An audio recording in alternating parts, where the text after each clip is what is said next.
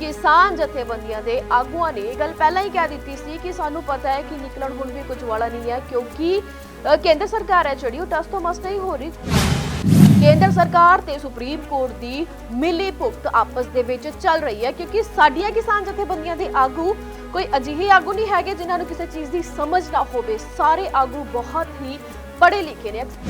वो कहते भी 2 लाशां रोज़ दियां जा रहीਆਂ ने ਤਾਂ ਤੁਸੀਂ ਕਿਹੜੀ ਖੁਸ਼ੀ ਦੇ ਵਿੱਚੋਂ ਦਾਰੂ ਪੀਂਦੇ ਹੋ।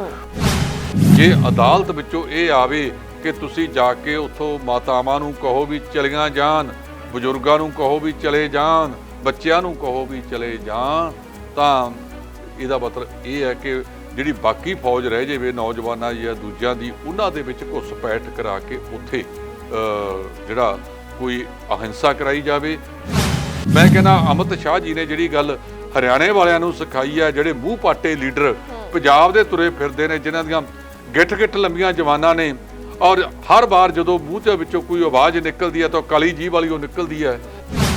ਦੇਸ਼ ਦਾ ਅਰਥ ਸ਼ਾਸਤਰੀ ਕਹਿ ਰਿਹਾ ਕਿ ਇਹ ਕਾਨੂੰਨ ਕਿਸਾਨਾਂ ਦੇ ਪੱਖ ਦੇ ਵਿੱਚ ਨਹੀਂ ਹੈਗੇ, ਤਾਂ ਇਹ ਨਰਿੰਦਰ ਮੋਦੀ ਕਿਹੜੇ ਮੰਗਲ ਗ੍ਰਹਿ ਤੋਂ PhD ਵਾਲੇ ਬੰਦੇ ਲੈ ਕੇ ਆਇਆ ਹੈਗਾ, ਜਿਹੜੇ ਇਹ ਕਹਿੰਦੇ ਨੇ ਕਿ ਤਾਂ ਕਾਨੂੰਨ ਹੀ ਬਹੁਤ ਵਧੀਆ ਨੇ। ਇਹ ਕਹਿੰਦੇ ਮੈਂ ਕਿਸਾਨਾਂ ਦਾ ਫਾਇਦਾ ਕਰਨਾ ਹੈ। ਕਿਸਾਨ ਕਹਿੰਦੇ ਰੱਬ ਦੇ ਵਾਸਤੇ ਤੂੰ ਘਰੇ ਬੈਠ ਆਪਦੇ, ਅਸੀਂ ਇਹ ਫਾਇਦਾ ਕਰਾਉਣਾ ਹੀ ਨਹੀਂ। ਜਦ ਤੁਸੀਂ ਐਡੇ ਹੀ ਦੇਸ਼ ਦਾ ਵੱਡਾ ਫਾਇਦਾ ਕਰ ਦਿੱਤਾ ਹੈ ਕਿ ਦੇਸ਼ 53ਵੇਂ ਥਾਂ ਤੋਂ ਭੁੱਖਮਰੀ 'ਚ 104ਵੇਂ ਥਾਂ ਤੇ ਪਹੁੰਚ ਗਿਆ। ਇੱਕ ਹਫ਼ਤਾ ਹੋ ਗਿਆ ਨਵਦੀਪ, ਲਗਾਤਾਰ ਤੀਜੀ ਚੌਥੀ ਵਾਰੀ ਡੀਜ਼ਲ ਪੈਟਰੋਲ ਦੀ ਕੀਮਤ ਵੱਧ ਗਈ ਹੈ। ਰਹਿੰਦੀ ਕਸਰ ਪੰਜਾਬ ਸਰਕਾਰ ਨੇ ਵੀ ਕੱਢਤੀ। ਮਨਮੋਹਨ ਸਿੰਘ ਦੀ ਸਰਕਾਰ ਵੇਲੇ ਇੱਕ ਭਾਅ ਵਧਾਇਆ ਕਣਕ ਦਾ 100 ਰੁਪਏ, ਤਾਂ ਸਾਡੇ ਸਾਬਕਾ ਮੁੱਖ ਮੰਤਰੀ ਸਰਦਾਰ ਪ੍ਰਕਾਸ਼ ਸਿੰਘ ਬਾਦਲ ਦਾ ਬਿਆਨ ਸੀ, ਇਹ ਤਾਂ ਜੀ ਬੜਾ ਕੋਝਾ ਮਜ਼ਾਕ ਕੀਤਾ ਹੈ। ਆ ਹੁਣ ਚੁੱਪ ਕਰੇ ਬੈਠੇ ਨੇ। ਜਿਵੇਂ ਕਿ ਹਰਿਆਣਾ ਦੀ ਸਰਕਾਰ ਨੇ ਥੋੜੀ ਬਹੁਤ ਜਿਹੜੀ ਹੈਗੀ ਆ ਅਕਲ ਦੀ ਗੱਲ ਕੀਤੀ ਹੈ, ਭਾਵੇਂ ਕਿ ਅਮਿਤ ਸ਼ਾਹ ਦੇ ਕਹਿਣ ਤੋਂ ਬਾਅਦ ਕੀਤੀ ਆ। ਤਾਂ ਇੱਥੇ ਇੱਕ ਹੋਰ ਖਬਰ ਹੈ ਜਿਹੜੀ ਕਿ ਅਭੈ ਚੌਟਾਲਾ ਨੇ ਸਪੀਕਰ ਗਿਆਨ ਚੰਦ ਨੂੰ ਅਸਤੀਫਾ ਰੂਪੀ ਇੱਕ ਪੱਤਰ ਲਿਖਿਆ। ਜਿਹੜਾ ਖੱਟੜ ਉੱਥੇ ਬੜਕਾ ਮਾਰਦਾ ਨਾ RSS ਦੀ ਨੀਕਰ ਪਾ ਕੇ, ਇਹ ਖੱਟੜ ਨੂੰ ਦੇਖਣਾ ਚਾਹੀਦਾ ਹੈ ਕਿ ਉਹਦਾ ਜਿਹੜੀਆਂ ਫੌੜੀਆਂ ਨੇ ਉਹ ਸਾਰੀਆਂ ਦੀਆਂ ਸਾਰੀਆਂ ਜੇ ਵਾਲੀਆਂ ਨੇ। ਇਹਨਾਂ ਨੂੰ ਨਰਿੰਦਰ ਮੋਦੀ ਨੂੰ ਚਿੱਠੀ ਲਿਖਣੀ ਪੈ ਗਈ ਤਾਂ ਉਹਨਾਂ ਨੇ ਕਿਹਾ ਹੈ ਕਿ ਮੋਦੀ ਸਾਹਿਬ ਤੁਸੀਂ ਇਹਨਾਂ ਕਾਨੂੰਨਾਂ ਨੂੰ 26 ਤੋਂ ਪਹਿਲਾਂ ਰੱਦ ਕਰ ਦਿਓ। ਤੁਸੀਂ ਇਹ ਗੱਲ ਮੰਨ ਲਵੋ ਕਿ ਮੇਰੇ ਤੋਂ ਗਲਤੀ ਹੋਈ ਹੈ, ਗਲਤੀ ਹਰ ਇੱਕ ਇਨਸਾਨ ਤੋਂ ਹੁੰਦੀ ਆ। ਜੇਕਰ ਤੁਸੀਂ ਆਪਣੀ ਗਲਤੀ ਸਵੀਕਾਰ ਕਰ ਲਓਗੇ ਤਾਂ ਇਹਦੇ ਨਾਲ ਤੁਹਾਡਾ ਕੱਦ ਜਿਹੜਾ ਉਹ ਘਟੇਗਾ ਨਹੀਂ, ਤੁਹਾਡਾ ਕੱਦ ਵੱਧ ਜਾਏਗਾ। ਸਤਿ ਸ਼੍ਰੀ ਅਕਾਲ ਜੀ, ਮੈਂ ਨਵਦੀਪ ਧਾਲੀਵਾਲ, ਤੁਸੀਂ ਵੇਖ ਰਹੇ ਹੋ ਸਾਡਾ ਖਾਸ ਪ੍ਰੋਗਰਾਮ ਵਾਰ ਸਤਵਾਰ। ਇਹ ਉਹ ਪ੍ਰੋਗਰਾਮ ਹੈ ਜਿਹੜਾ ਹੁੰਦਾ ਹਫ਼ਤੇ ਦੇ ਵਿੱਚ ਇੱਕ ਦਿਨ ਅਸੀਂ ਲੈ ਕੇ ਆਉਂਦੇ ਹਾਂ ਪੂਰੇ ਹਫ਼ਤੇ ਭਰ ਦੀਆਂ ਸਰਗਰਮੀਆਂ, ਖਾਸ ਕਰਕੇ ਉਹ ਸਰਗਰਮੀਆਂ ਜਿਹੜਾ ਪੂਰਾ ਹਫ਼ਤਾ ਸਾਰਿਆਂ ਦੀ ਜ਼ੁਬਾਨ ਤੇ ਰਹੀਆਂ ਹੋਣ, ਹਰ ਘਰ ਦੇ ਵਿੱਚ ਉਹਨਾਂ ਸਰਗਰਮੀਆਂ ਬਾਰੇ ਖਾਸ ਗੱਲਬਾਤ ਹੁੰਦੀ ਰਹਿੰਦੀ ਹੋਵੇ। ਉਹਨਾਂ ਹੀ ਸਰਗਰਮੀਆਂ ਦੇ ਲਈ ਅਸੀਂ ਇਸ ਪ੍ਰੋਗਰਾਮ ਦੇ ਵਿੱਚ ਵਿਚਾਰ ਚਰਚਾ ਕਰਦੇ ਹਾਂ, ਕੀ ਰਿਹਾ, ਕਿਵੇਂ ਰਿਹਾ, ਕਿਹੜੀ ਖਬਰ ਦਾ ਕਿੱਥੇ ਕੀ ਅਸਰ ਰਿਹਾ। ਇਹਨਾਂ ਸਾਰੀਆਂ ਖਬਰਾਂ ਤੇ ਵਿਚਾਰ ਚਰਚਾ ਹੁੰਦੀ ਹੈ ਵਾਰ ਸਤਵਾਰ ਪ੍ਰੋਗਰਾਮ ਦੇ ਵਿੱਚ। ਤੇ ਹੁਣ ਅਸੀਂ ਸਵਾਗਤ ਕਰਾਂਗੇ ਇਸ ਪ੍ਰੋਗਰਾਮ ਦਾ ਅਹਿਮ ਹਿੱਸਾ ਜਸਪਾਲ ਸਿੰਘ ਢਿੱਲੋਂ ਜੀ ਦਾ। ਢਿੱਲੋਂ ਸਾਹਿਬ, ਸਵਾਗਤ ਹੈ ਤੁਹਾਡਾ। ਬਹੁਤ ਬਹੁਤ ਸ਼ੁਕਰੀਆ, ਮਿਹਰਬਾਨੀ ਨਵਦੀਪ ਜੀ। ਤੇ ਸਾਰੇ ਸਾਡੇ ਜਿਹੜੇ ਵੀ ਦਰਸ਼ਕ ਨੇ ਉਹ ਜਾਣਦੇ ਨੇ ਕਿ ਢਿੱਲੋਂ ਸਾਹਿਬ ਉਹ ਸ਼ਖਸੀਅਤ ਨੇ ਜਿਹੜੇ ਹਰ ਖਬਰ ਤੇ ਤਿੱਖੀ ਨਜ਼ਰ ਰੱਖਦੇ ਨੇ। ਬਹੁਤ ਸਾਰੇ ਪ੍ਰੋਗਰਾਮਾਂ ਦੇ ਵਿੱਚ ਦਰਸ਼ਕਾਂ ਦੇ ਰੂਬਰੂ ਹੁੰਦੇ ਨੇ, ਦਰਸ਼ਕਾਂ ਨੂੰ ਅਹਿਮ ਜਾਣਕਾਰੀ ਦਿੰਦੇ ਨੇ। ਕਈ ਕਾਲਿੰਗ ਪ੍ਰੋਗਰਾਮ ਹੁੰਦੇ ਨੇ, ਉਹਨਾਂ ਦੇ ਵਿੱਚ ਵੀ ਦਰਸ਼ਕਾਂ ਨੂੰ ਬਹੁਤ ਵਧੀਆ ਸਲੀਕੇ ਦੇ ਨਾਲ ਸਵਾਲਾਂ ਦੇ ਜਵਾਬ ਦਿੰਦੇ ਨੇ। ਇਸ ਲਈ ਅਸੀਂ ਕੋਸ਼ਿਸ਼ ਕਰਦੇ ਹਾਂ ਕਿ ਹਰੇਕ ਪ੍ਰੋਗਰਾਮ ਦੇ ਵਿੱਚ ਇਹਨਾਂ ਨੂੰ ਬੁਲਾਇਆ ਜਾਵੇ, ਇਹਨਾਂ ਦੇ ਨਾਲ ਗੱਲਬਾਤ ਕੀਤੀ ਜਾਵੇ, ਇਹਨਾਂ ਦੇ ਨਾਲ ਵਿਚਾਰ ਵਟਾਂਦਰਾ ਕੀਤਾ ਜਾਵੇ ਤਾਂ ਕਿ ਸਾਡੇ ਦਰਸ਼ਕ ਵੀ ਸੰਤੁਸ਼ਟ ਹੋ ਸਕਣ। ਪਿਛਲੇ ਹਫ਼ਤੇ ਦੇ ਦੌਰਾਨ ਬਹੁਤ ਕੁਝ ਖਾਸ ਰਿਹਾ। ਲੋਹੜੀ ਲੰਘ ਕੇ ਗਈ, ਮਾਘੀ ਲੰਘੀ। ਸਭ ਤੋਂ ਅਹਿਮ ਅਕਸਰ ਅਸੀਂ ਹਰ ਪ੍ਰੋਗਰਾਮ 'ਚ ਗੱਲ ਕਰਦੇ ਹਾਂ ਕਿਸਾਨਾਂ ਦੇ ਬਾਬਤ, ਕਿਉਂਕਿ ਇਸ ਵਕਤ ਕਿਸਾਨੀ ਸੰਘਰਸ਼ ਸਾਡੇ ਲਈ ਬਹੁਤ ਅਹਿਮ ਹੈ, ਸਾਡੇ ਲਈ ਬਹੁਤ ਮਾਇਨੇ ਰੱਖਦਾ ਹੈ, ਕਿਉਂਕਿ ਪਿਛੋਕੜ ਸਾਡਾ ਸਭ ਦਾ ਕਿਸਾਨੀ ਦੇ ਨਾਲ ਜੁੜਿਆ ਹੋਇਆ। ਇਸ ਵਕਤ ਤਾਂ ਹਰ ਇੱਕ ਵਰਗ ਕਿਸਾਨਾਂ ਦੇ ਨਾਲ ਖੜਾ ਹੈ। ਸੋ ਮੀਟਿੰਗ ਹੋਈ 9ਵੇਂ ਗੇੜ ਦੀ, ਕਿਸਾਨਾਂ ਦੇ ਨਾਲ ਸਰਕਾਰ ਦੇ ਮੰਤਰੀਆਂ ਦੀ ਮੀਟਿੰਗ ਹੋਈ, ਪਰ ਇਹ ਮੀਟਿੰਗ ਵੀ ਬੇਸਿੱਟਾ ਰਹੀ। ਇਸ ਦੇ ਵਿੱਚ ਵੀ ਕੁਝ ਨਿਕਲ ਕੇ ਸਾਹਮਣੇ ਨਹੀਂ ਆਇਆ, ਜਦ ਕਿ ਕਿਸਾਨ ਜਥੇਬੰਦੀਆਂ ਦੇ ਆਗੂਆਂ ਨੇ ਇਹ ਗੱਲ ਪਹਿਲਾਂ ਹੀ ਕਹਿ ਦਿੱਤੀ ਸੀ ਕਿ ਸਾਨੂੰ ਪਤਾ ਹੈ ਕਿ ਨਿਕਲਣ ਹੁਣ ਵੀ ਕੁਝ ਵਾਲਾ ਨਹੀਂ ਹੈ, ਕਿਉਂਕਿ ਕੇਂਦਰ ਸਰਕਾਰ ਹੈ ਜਿਹੜੀ ਉਹ ਟਸ ਤੋਂ ਮਸ ਨਹੀਂ ਹੋ ਰਹੀ। ਕੇਂਦਰ ਸਰਕਾਰ ਇੱਕੋ ਹੀ ਗੱਲ ਤੇ ਅੜੀ ਹੋਈ ਹੈ ਕਿ ਇਹਨਾਂ ਦਾ ਫੇਰ ਬਦਲ ਦੇ ਦਿਓ, ਤੁਸੀਂ ਆਪਣੀ ਇੱਕ ਘੱਟ ਮੈਂਬਰੀ ਕਮੇਟੀ ਬਣਾ ਲਓ।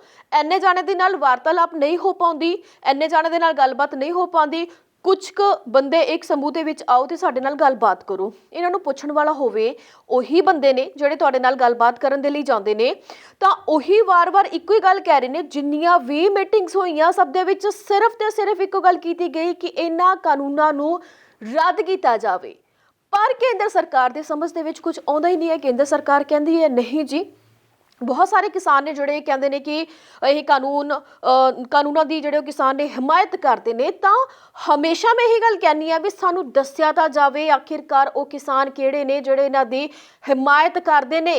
ਬੇਸ਼ੱਕ ਸੁਪਰੀਮ ਕੋਰਟ ਵੱਲੋਂ ਵੀ ਇੱਕ ਕਮੇਟੀ ਬਣਾ ਦਿੱਤੀ ਗਈ ਕਿ ਇਹ ਕਮੇਟੀ ਸਾਰੀ ਕਾਸੇ ਦੀ ਛਾਣਬੀਣ ਕਰੇਗੀ, ਆਪਣਾ ਪੱਖ ਰੱਖੇਗੀ, ਕਿਸਾਨਾਂ ਦਾ ਪੱਖ ਰੱਖੇਗੀ, ਸਰਕਾਰ ਬਾਰੇ ਸਭ ਕੁਝ ਦੱਸੇਗੀ, ਪਰ ਸਾਨੂੰ ਮਤਲਬ ਕਿ ਇਸ ਕਮੇਟੀ ਦੇ ਵਿੱਚੋਂ ਵੀ ਜਿਹੜੇ ਕਿਸਾਨ ਨੇ ਉਹਨਾਂ ਨੇ ਇਹੀ ਗੱਲ ਕਹਿ ਦਿੱਤੀ ਕਿ ਸਾਨੂੰ ਇਹ ਕਮੇਟੀ ਮਨਜ਼ੂਰ ਨਹੀਂ ਹੈ, ਅਸੀਂ ਇਸ ਕਮੇਟੀ ਦੀ ਹਮਾਇਤ ਬਿਲਕੁਲ ਵੀ ਨਹੀਂ ਕਰਦੇ। ਇਹ ਕੇਂਦਰ ਸਰਕਾਰ ਦੀ ਹੀ ਬਣਾਈ ਹੋਈ ਕਮੇਟੀ ਹੈ।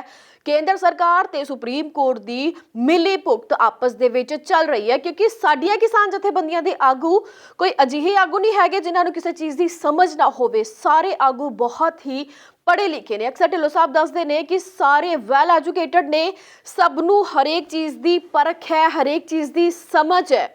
ਸ਼ਾਇਦ ਇਸੇ ਲਈ 4 ਮਹੀਨਿਆਂ ਤੋਂ ਵੱਧ ਦਾ ਸਮਾਂ ਹੋ ਗਿਆ। ਏਜੰਸੀਆਂ ਨੇ ਬਹੁਤ ਕੋਸ਼ਿਸ਼ ਕਰ ਲਈ ਇਸ ਅੰਦੋਲਨ ਨੂੰ ਫੇਲ ਕਰਨ ਦੀ, ਪਰ ਕੁਝ ਵੀ ਹਾਸਿਲ ਉਹ ਨਹੀਂ ਕਰ ਪਾਏ, ਕਿਉਂਕਿ ਬਹੁਤ ਹੀ ਸੂਝ-ਬੂਝ ਦੇ ਨਾਲ ਇੰਨੇ ਵੱਡੇ ਅੰਦੋਲਨ ਨੂੰ ਸਾਡੇ ਆਗੂ ਲੈ ਕੇ ਚੱਲ ਰਹੇ ਨੇ। ਉਹਨਾਂ ਦੀ ਕਮਾਂਡ ਨੂੰ ਬਹੁਤ ਵਧੀਆ ਸਲੀਕੇ ਦੇ ਨਾਲ ਉਹ ਨਿਭਾ ਰਹੇ ਨੇ। ਸੋ ਇਸ ਸਾਰੇ ਮਾਮਲੇ ਤੇ ਅਸੀਂ ਜੁੜਾਂਗੇ ਢਿੱਲੋਂ ਸਾਹਿਬ ਨਾਲ। ਢਿੱਲੋਂ ਸਾਹਿਬ, ਤੁਹਾਡਾ ਕੀ ਕਹਿਣਾ? 9ਵੇਂ ਗੇੜ ਦੀ ਮੀਟਿੰਗ ਹੋਈ ਪਰ ਫਿਰ ਵੀ ਇਹ ਬੇਸਿੱਟਾ ਰਹੀ ਹੈ। ਨਵਦੀਪ ਜੀ, 9 ਗੇੜ ਕਰ ਲਓ ਜਾਂ 90 ਗੇੜ ਕਰ ਲਓ, ਜੇ ਮਨਾਂ ਦੇ ਵਿੱਚ ਸਪਸ਼ਟਤਾ ਨਹੀਂ ਹੈਗੀ, ਇਹਨੂੰ ਹੱਲ ਕਰਨ ਦੀ ਸਰਕਾਰ ਦੀ ਨੀਅਤ ਹੀ ਨਹੀਂ ਜੀ। ਜਦੋਂ ਸਰਕਾਰਾਂ ਨੇ ਤਾਂ ਦੇਸ਼ ਨੂੰ ਚੰਦ ਪੂੰਜੀਪਤੀਆਂ ਕੋਲੇ ਗਹਿਣੇ ਪਾ ਦਿੱਤਾ। ਇਸ ਦੇਸ਼ ਦਾ ਜਿਹੜਾ ਪ੍ਰਧਾਨ ਮੰਤਰੀ ਨਰਿੰਦਰ ਮੋਦੀ ਦੇ ਰੂਪ ਵਿੱਚ ਤੁਸੀਂ ਚੁਣ ਲਿਆ।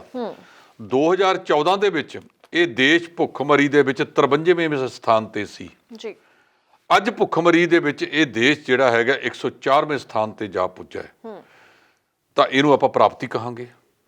ਇਸ ਸਮੇਂ ਦੇ ਦੌਰਾਨ ਨੋਟਬੰਦੀ ਕੀਤੀ ਗਈ, ਬਿਨਾਂ ਸੋਚੇ ਸਮਝੇ ਰਾਤ ਨੂੰ ਨੋਟਬੰਦੀ ਦਾ ਐਲਾਨ ਕਰਤਾ। GDP ਦੇ ਵਿੱਚ ਹੁਣ ਤੱਕ 2-250 ਤਰਮੀਮਾਂ ਹੋ ਚੁੱਕੀਆਂ ਨੇ। ਅਜੇ ਵੀ GDP ਜਿਹੜੀ ਹੈ ਉਹਦਾ ਮਰਿਆ ਸੱਪ ਲੋਕਾਂ ਦੇ ਗਲ ਚੋਂ ਨਹੀਂ ਨਿਕਲਦਾ। ਹੋਰ ਬੜਾ ਕੁਝ ਕੀਤਾ, CAA ਕੀਤਾ। ਜਿਹੜੇ ਵੱਧ ਅਧਿਕਾਰ ਦੀ ਲੋਕ ਗੱਲ ਕਰਦੇ ਸਨ, ਉਹਨਾਂ ਵੱਧ ਅਧਿਕਾਰਾਂ ਵਾਲਿਆਂ ਨੇ ਸਰਕਾਰ ਦੇ ਪਿੱਛੇ ਲੱਗ ਕੇ, ਕਿਉਂਕਿ ਕਪੂਆ ਵਜ਼ੀਰੀ ਉਹਨਾਂ ਕੋਲੇ ਸੀਗੀ, ਉਹ ਵਜ਼ੀਰੀ ਪਿੱਛੇ ਉਹਨਾਂ ਨੇ ਇਹਨਾਂ ਦਾ ਸਾਥ ਦਿੱਤਾ। ਤੇ ਅਖੀਰ ਜਦੋਂ ਕਿਸਾਨੀ ਅੰਦੋਲਨ ਚੱਲਿਆ, ਉਸ ਵੇਲੇ ਉਹਨਾਂ ਨੂੰ ਉਹ ਵਜ਼ੀਰੀ ਛੱਡਣੀ ਪਈ ਲੋਕ ਰੋਹ ਦੇ ਅੱਗੇ। ਜਦੋਂ ਤੁਹਾਡੇ ਮਨ ਦੇ ਵਿੱਚ ਤਾਂ ਲਗਾਤਾਰ ਜਿਹੜੀ ਹੈ ਉਹ ਸਾਫ਼ ਨਹੀਂ, ਨੀਅਤ ਮਾੜੀ ਹੈ, ਤਾਂ ਫਿਰ ਅਜਿਹੇ ਸਮੇਂ ਦੇ ਵਿੱਚ ਤੁਸੀਂ ਕਿਵੇਂ ਕਹਿ ਸਕਦੇ ਹੋ ਕਿ ਇਹ ਕਾਨੂੰਨ ਲਾਗੂ ਹੋਣਗੇ? ਜਦੋਂ ਵੀ ਜਾਂਦੇ ਆ ਕਿਸਾਨ, ਉਹ ਪਿਛਲੀ ਮੁਹਾਰ ਨਹੀਂ ਦੁਬਾਰਾ ਪੜਾਉਣੀ ਸ਼ੁਰੂ ਕਰ ਦਿੰਦੇ ਨੇ। ਆਹ ਦੇਖੋ ਜੀ, ਇਹਦੇ ਵਿੱਚ ਤੁਹਾਨੂੰ ਦੱਸੀਏ ਕਿੰਨਾ ਕੁਛ ਵਧੀਆ, ਫਲਾਨਾ ਵਧੀਆ, ਢਿਮਕਾ ਵਧੀਆ। ਕਈ ਵਾਰ ਤਾਂ ਅੱਕ ਕੇ ਕਿਸਾਨ ਆਗੂ ਮੂੰਹ ਤੇ ਪੱਟੀ ਰੱਖ ਲੈਂਦੇ ਨੇ, ਚੁੱਪ ਕਰਕੇ ਬੈਠ ਜਾਂਦੇ ਨੇ। ਉਹ ਕਹਿੰਦੇ ਤੁਸੀਂ ਬੋਲੋ, ਉਹ ਬੋਲਦੇ ਨਹੀਂ। ਸੋ ਦੇਸ਼ ਦਾ ਅਰਥ ਸ਼ਾਸਤਰੀ ਭਾਵੇਂ ਕਿਸੇ ਵਰਗ ਨਾਲ ਸੰਬੰਧਿਤ ਹੋਵੇ, ਉਹ ਇਹਦੀ ਆਲੋਚਨਾ ਕਰਦੇ ਨੇ ਕਿ ਇਹ ਜਿਹੜੇ ਕਾਨੂੰਨ ਨੇ ਇਹ ਠੀਕ ਨਹੀਂ ਹੈਗੇ। ਮੈਂ ਕੱਲ੍ਹ ਹੀ ਕਿਤੇ ਪੜ੍ਹ ਰਿਹਾ ਸੀ ਕਿ ਇਸ ਮਾਮਲੇ ਦੇ ਵਿੱਚ 47 ਦੇ ਕਰੀਬ ਮੰਡੀਆਂ ਨੇ ਜਿਹੜੀਆਂ ਜਿੱਥੇ ਇਹ ਲਾਗੂ ਕੀਤੇ ਸੀ ਉਹ ਬੰਦ ਹੋ ਗਈਆਂ। 90 ਦੇ ਕਰੀਬ ਜਿਹੇ ਕੇਸ ਵਾਪਰੇ ਨੇ ਕਿ ਜਿਹੜਾ ਸਮਝੌਤਾ ਕਰਨ ਵਾਲਾ, ਇਹਨਾਂ ਦੇ ਨਾਲ ਐਗਰੀਮੈਂਟ ਕਰਨ ਵਾਲਾ, ਉਹ ਪੈਸੇ ਲੈ ਕੇ ਕਿਸਾਨਾਂ ਦੇ ਭੱਜ ਗਿਆ, ਉਹਨਾਂ ਦੀਆਂ ਅਦਾਇਗੀਆਂ ਨਹੀਂ ਹੋਈਆਂ। ਜਿਨ੍ਹਾਂ ਰਾਜਾਂ ਦੇ ਵਿੱਚ ਇਹ ਦਾਅਵਾ ਕਰਦੇ ਆ ਕਿ ਅਸੀਂ ਸ਼ੁਰੂਆਤ ਕੀਤੀ ਹੈ, ਉਹਨਾਂ ਰਾਜਾਂ ਦੇ ਵਿੱਚ ਵੀ ਕੀ ਹਾਲ ਹੋ ਰਿਹਾ ਹੈਗਾ। ਅੱਜ ਅਸੀਂ ਕਹਿੰਦੇ ਹਾਂ ਕਿ MSP ਘੱਟੋ ਘੱਟ ਸਮਰਥਨ ਮੁੱਲ ਲਾਜ਼ਮੀ ਹੋਵੇ ਤੇ ਕਾਨੂੰਨ ਹੋਵੇ ਉਹਦਾ। ਜੇ ਕਿਸਾਨ ਵੀ ਇਹੀ ਮੰਗ ਕਰਦੇ ਨੇ ਕਿ ਜਿਹੜੀ MSP ਹੈ ਇਹ ਬਾਕਾਇਦਾ ਕਾਨੂੰਨਨ ਤੌਰ ਤੇ ਬਣਾਈ ਜਾਵੇ ਕਿ ਇਸ ਤੋਂ ਘੱਟ ਕੋਈ ਫਸਲ ਖਰੀਦੀ ਨਹੀਂ ਜਾ ਸਕੇਗੀ। ਸੋ ਅਜਿਹੀ ਸਥਿਤੀ ਦੇ ਵਿੱਚ ਦੇਸ਼ ਦਾ ਪ੍ਰਧਾਨ ਮੰਤਰੀ ਤੇ ਗ੍ਰਹਿ ਮੰਤਰੀ ਤੇ ਆ ਜਿਹੜੀ ਤ੍ਰੈ ਮੂਰਤੀ ਹੈ, ਇਹ ਬਾਰ-ਬਾਰ ਕਿਸਾਨਾਂ ਨੂੰ ਜਦੋਂ ਕਹਿੰਦੇ ਆ ਨਾ ਜੀ ਆਹ ਦੇਖੋ ਜੀ ਇਹਦੇ 'ਚ ਆ ਜੀ ਫਲਾਨਾ ਹੈ ਜੀ ਢਿਮਕਾ ਹੈ ਜੀ, ਇਸ ਵੇਲੇ ਕਿਸਾਨਾਂ ਨੇ ਜਿਹੜੀ ਹਮਾਇਤ ਹੈ ਉਹ ਵਿਸ਼ਵ ਪੱਧਰ ਤੋਂ ਪ੍ਰਾਪਤ ਕਰ ਲਈ ਹੈ। ਇਹ ਸਰਕਾਰਾਂ ਨੇ ਬਹੁਤ ਕੁਝ ਕੀਤਾ।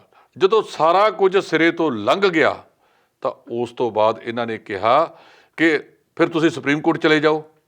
ਇਹਦਾ ਮਤਲਬ ਜਦੋਂ ਮੀਟਿੰਗਾਂ ਤੋਂ ਪਹਿਲਾਂ ਹੀ ਨਰਿੰਦਰ ਤੋਮਰ ਇਹ ਕਹਿੰਦਾ ਸੀ ਕਿ ਸੁਪਰੀਮ ਕੋਰਟ ਜਾਓ, ਤਾਂ ਸੁਪਰੀਮ ਕੋਰਟ ਜਾਣ ਵਾਲੀ ਕੜੀ ਵੀ ਪਹਿਲਾਂ ਹੀ ਘੋਲੀ ਗਈ ਸੀ। ਹੁਣ ਇਹ ਸੁਪਰੀਮ ਕੋਰਟ ਚਲੇ ਗਏ। ਸੁਪਰੀਮ ਕੋਰਟ ਦੇ ਵਿੱਚ ਕਿਸਾਨ ਤਾਂ ਨਹੀਂ ਗਏ, ਉਹ ਬੰਦੇ ਲਿਆਂਦੇ ਗਏ ਜਿਨ੍ਹਾਂ ਦਾ ਕਿਸਾਨੀ ਨਾਲ ਕੋਈ ਤਲਕਾਤ ਨਹੀਂ। ਕਈ ਕਿਸਾਨ ਜਥੇਬੰਦੀਆਂ ਸਿਰਜੀਆਂ ਗਈਆਂ ਜਿਨ੍ਹਾਂ ਦੀ ਰਜਿਸਟ੍ਰੇਸ਼ਨ ਵੀ 20 ਦਸੰਬਰ ਦੀ ਹੈ ਜਾਂ ਉਸ ਤੋਂ ਮਾੜਾ ਮੋਟਾ ਸਮਾਂ ਪਹਿਲਾਂ ਜਾਂ ਬਾਅਦ ਦੀ ਹੈ।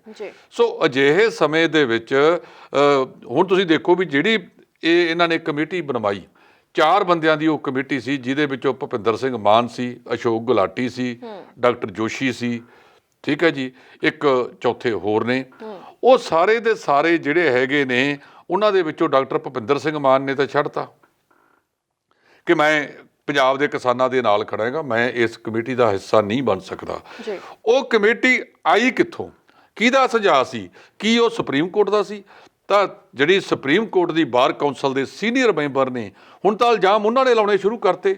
ਪਤਾ ਲੱਗਿਆ ਕਿ ਜਿਹੜੇ ਇਹ ਜਸਟਿਸ ਬੋਬੜੇ ਨੇ ਇਹਨਾਂ ਨੇ ਮਾਰਚ ਦੇ ਵਿੱਚ ਰਿਟਾਇਰ ਹੋਣਾ ਹੈ, ਤਾਂ ਕੀ ਜਸਟਿਸ ਬੋਬੜੇ ਵੀ ਉਹੀ ਗੱਲ ਕਰਨਗੇ ਜੋ ਜਸਟਿਸ ਰੰਜਨ ਗੋਗੋਈ ਨੇ ਕੀਤੀ ਸੀ?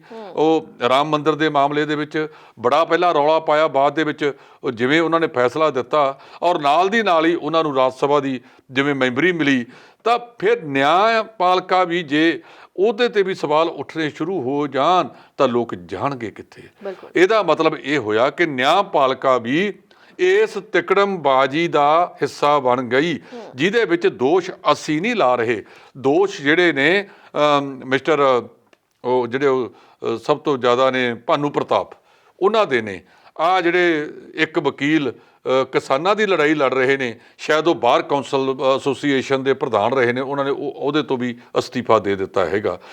ਭਾਵ ਜਦੋਂ ਰਾਜਸੀ ਲੋਕ ਇਹ ਜਿਹੜੀ ਕਮੇਟੀ ਬਣਾਈ, ਇਹ ਕਮੇਟੀ ਦਾ ਪਿਛੋਕੜ ਇਹ ਹੈ ਕਿ ਹੁਣ ਤੱਕ ਇਹਨਾਂ ਨੇ ਕਿਸਾਨੀ ਦਾ ਆਪਣੇ ਜਿਹੜੇ ਤਿੰਨੇ ਖੇਤੀ ਕਾਨੂੰਨ ਬਣਾਏ ਨੇ, ਮੋਦੀ ਸਰਕਾਰ ਨੇ ਇਹਨਾਂ ਦੇ ਗੁਣ ਗਾਇਨ ਕੀਤੇ ਨੇ। ਜਿਹੜਾ ਬੰਦਾ ਪਹਿਲਾਂ ਹੀ ਗੁਣ ਗਾਨ ਕਰ ਰਿਹਾ ਤਾਂ ਇਹ ਕਮੇਟੀ ਸੁਝਾਈ ਕਿੱਥੋਂ ਗਈ? ਇੱਕ ਦਿਨ ਜਦੋਂ ਦੱਬ ਕੇ ਮਾਨਯੋਗ ਜਿਹੜੀ ਅਦਾਲਤ ਦੇ 3 ਜੱਜ ਬੈਠੇ ਸੀ, ਉਸ ਦੇ ਵਿੱਚ ਉਹਨਾਂ ਨੇ ਕੇਂਦਰ ਸਰਕਾਰ ਨੂੰ ਬੜੀਆਂ ਲਾਹਨਤਾਂ ਪਾਈਆਂ, ਫਲਾਨਾ ਕੀਤਾ, ਢਿਮਕਾ ਕੀਤਾ। ਮੈਨੂੰ ਯਾਦ ਆ ਪੁਰਾਣੀ ਗੱਲ, ਪਟਿਆਲੇ ਦੇ ਵਿੱਚ ਇੱਕ DIG ਹੁੰਦੇ ਸਨ, ਉਸ ਵੇਲੇ ਦੇ ਸੈਸ਼ਨ ਜੱਜ ਨੇ ਉਹਨਾਂ ਨੂੰ ਬੜੇ ਦਬਕੇ ਮਾਰੇ। ਉਹਨਾਂ ਦਾ ਜ਼ਮਾਨਤ ਕੇਸ ਲੱਗਿਆ ਵਾ ਸੀ, ਕਿਸੇ ਖਾੜਕੂ ਜਿਹੜਾ ਕੋਈ ਰੋਪੜ ਸਾਈਡ ਤੋਂ ਐਲੀਮੀਨੇਟ ਕਰ ਦਿੱਤਾ ਗਿਆ ਸੀ, ਉਹਦੇ ਕੇਸ ਦੇ ਵਿੱਚ ਇੱਕ ਸੀਨੀਅਰ ਵਕੀਲ ਨੇ ਆਖਿਆ ਕਿ ਇਹ ਦਬਕਾ ਮਾਰਨਾ, ਜਿਹਨੂੰ ਕੋਰਟਾਂ ਦਬਕਾ ਜ਼ਿਆਦਾ ਮਾਰਦੀਆਂ ਨੇ ਨਾ, ਤੇ ਫੈਸਲੇ ਵੀ ਉਹਦੇ ਹੱਕ 'ਚ ਹੀ ਕਰਦੀਆਂ ਹੁੰਦੀਆਂ ਨੇ। ਤਾਂ ਅਗਲੇ ਦਿਨ ਉਹਦੀ ਜ਼ਮਾਨਤ ਹੋ ਗਈ। ਕਹਿੰਦੇ ਮੈਂ ਤੁਹਾਨੂੰ ਕੀ ਕਿਹਾ ਸੀ ਵੀ ਇਹਨੂੰ ਵਧੀਆ ਇਹ ਰਿਲੀਫ ਦੇਵੇਗਾ, ਰਾਹਤ ਦੇਵੇਗਾ। ਕਿਉਂ? ਕਿਉਂਕਿ ਉਹਨੂੰ ਉਹਨਾਂ ਨੇ ਉਹ ਮਾਰਤਾ, ਦਬਕਾ ਮਾਰਤਾ।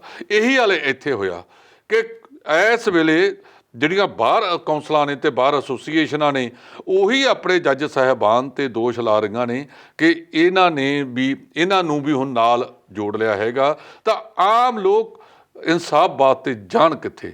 ਤੁਸੀਂ ਦੇਖੋ ਕੈਪਟਨ ਅਮਰਿੰਦਰ ਸਿੰਘ ਦਾ 2002 ਦਾ ਕੇਸ ਆ 15 ਦਿਨ ਪਹਿਲਾਂ ਹੱਲ ਕੀਤਾ ਹੈਗਾ, ਜਦੋਂ ਕੈਪਟਨ ਅਮਰਿੰਦਰ ਸਿੰਘ ਦੀ ਦੂਜੀ ਪਾਰੀ ਵੀ ਮੁੱਖ ਮੰਤਰੀ ਦੀ ਨੇੜੇ ਲੱਗਣ ਵਾਲੀ ਹੈ। ਆ 11 ਮਹੀਨੇ ਰਹਿ ਗਏ ਨੇ। ਸੋ ਅਦਾਲਤਾਂ ਦੇ ਵਿੱਚ ਜਦੋਂ ਇਸ ਤਰ੍ਹਾਂ ਦੇ ਫੈਸਲੇ ਆਉਂਦੇ ਨੇ ਤਾਂ ਫਿਰ ਉਸ ਵੇਲੇ ਇੱਕ ਕਿਸਮ ਦੀ ਮਨ ਦੇ ਵਿੱਚ ਆਉਂਦੀ ਹੈ ਕਿ ਆਫਟਰ ਆਲ ਜਿਹੜਾ ਆਮ ਲੋਕ ਆ ਉਹ ਨਿਆਂ ਵਾਸਤੇ ਜਾਵੇ ਕਿੱਥੇ। ਤੁਸੀਂ ਹੁਣ ਵੀ ਦੇਖਦਾ ਹੈ ਕਿ ਬਹੁਤ ਸਾਰੀਆਂ ਵਿਧਵਾ ਔਰਤਾਂ, ਉਹਦੀ ਮਾਤਾ ਅੰਮ੍ਰਿਤਸਰ ਦੇ ਵਿੱਚ ਕੁੱਟ-ਕੁੱਟ ਕੇ, ਜਿਹਦੀ ਕੁੜੀ ਨੈਸ਼ਨਲ ਖਿਡਾਰਨ ਹੈ, ਉਹਨੂੰ ਪੁਲਿਸ ਵੱਲੋਂ ਇਨਸਾਫ ਨਹੀਂ ਮਿਲ ਰਿਹਾ। ਲਗਾਤਾਰ ਇਸ ਤਰ੍ਹਾਂ ਦੀਆਂ ਘਟਨਾਵਾਂ ਆਉਂਦੀਆਂ ਨੇ।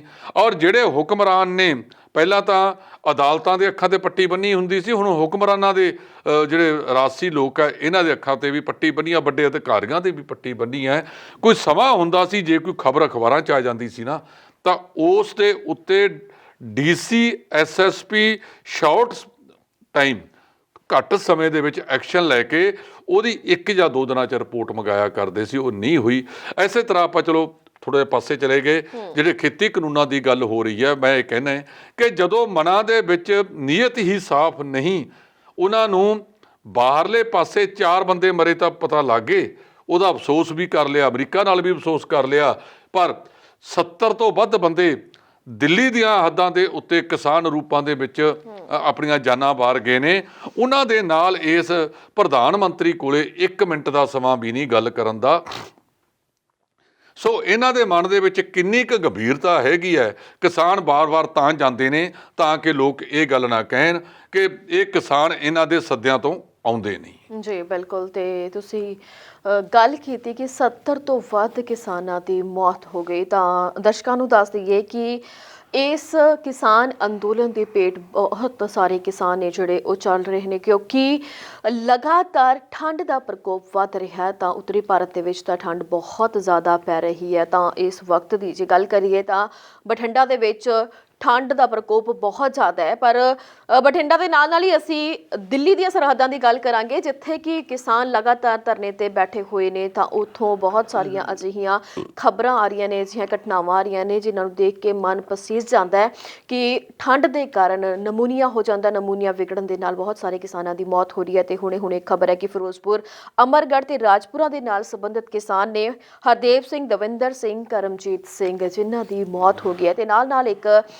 ਦੱਸ ਦਈਏ ਕਿ ਪੱਤਰਕਾਰ ਭਾਈਚਾਰੇ ਦੇ ਵੀ ਰਵੀ ਆਜ਼ਾਦ, ਜਿਨ੍ਹਾਂ ਨੇ ਕਵਰੇਜ ਕੀਤੀ ਟਿਕਰੀ ਬਾਰਡਰ ਤੇ, ਉੱਥੇ ਉਹਨਾਂ ਦੀ ਠੰਡ ਦੇ ਨਾਲ ਹਾਲਤ ਖਰਾਬ ਹੋ ਗਈ, ਵਾਪਸ ਘਰ ਆ ਗਏ। ਘਰ ਆ ਕੇ ਉਹਨਾਂ ਨੂੰ ਵੀ ਨਮੂਨੀਆ ਹੋਇਆ, ਨਮੂਨੀਆ ਵਿਗੜ ਗਿਆ ਤੇ ਉਹਨਾਂ ਦੀ ਵੀ ਮੌਤ ਹੋ ਗਈ। ਇਸ ਮੰਚ ਤੋਂ ਅਸੀਂ ਉਹਨਾਂ ਨੂੰ ਸ਼ਰਧਾਂਜਲੀ ਦਿੰਦੇ ਹਾਂ। ਢਿੱਲੋਂ ਸਾਹਿਬ ਬਿਲਕੁਲ ਠੀਕ ਹੈ ਜੀ, ਆਪਾਂ ਨੂੰ ਸ਼ਰਧਾਂਜਲੀ ਦੇਣੀ ਚਾਹੀਦੀ ਹੈ। ਰਵੀ ਆਜ਼ਾਦ ਹੋਰੀ ਪਟਿਆਲੇ ਤੋਂ ਹੀ ਕੰਮ ਕਰਦੇ ਸੀਗੇ, ਠੀਕ ਹੈ। ਕੰਮ ਕਰਦਿਆਂ ਦੇ ਵਿੱਚ ਉਹਨਾਂ ਦਾ ਕਿਰਦਾਰ ਕਿਸ ਤਰ੍ਹਾਂ ਦਾ ਰਿਹਾ ਅਸੀਂ ਉਸ ਗੱਲ 'ਤੇ ਨਹੀਂ ਜਾਂਦੇ, ਪਰ ਜਿਹੜਾ ਪਟਿਆਲਾ ਪ੍ਰੈਸ ਦਾ ਭਾਈਚਾਰਾ ਉਹਦੇ ਸੀਨੀਅਰ ਮੈਂਬਰ ਸਨ ਔਰ ਸਾਡੇ ਵਿੱਚ ਹੀ ਵਿਚਰਦੇ ਸਨ ਸਾਰਿਆਂ ਦੇ ਵਿੱਚ ਇੱਥੇ। ਸੋ ਇਸ ਬੇਵਕਤ ਤੌਰ ਦੇ ਉੱਤੇ ਜਦੋਂ ਉਹਨਾਂ ਦਾ ਅਕਾਲ ਚਲਾਣਾ ਹੋ ਜਾਣਾ, ਅਸੀਂ ਆਪਣੇ ਮੰਚ ਦੇ ਉੱਤੋਂ ਉਹਨਾਂ ਨੂੰ ਸ਼ਰਧਾਂਜਲੀ ਭੇਂਟ ਕਰਦੇ ਹਾਂ। ਨਾਲ ਹੀ ਤੁਹਾਨੂੰ ਯਾਦ ਹੋਣਾ ਕਿ 2-3 ਦਿਨ ਪਹਿਲਾਂ ਇੱਕ ਬਹੁਤ ਹੀ ਭਾਵਪੂਰਵਕ ਭਾਸ਼ਣ ਕਿਸਾਨ ਆਗੂ ਬਲਬੀਰ ਸਿੰਘ ਰਾਜੇਵਾਲ ਨੇ ਦਿੱਤਾ ਸੀ ਜੀ।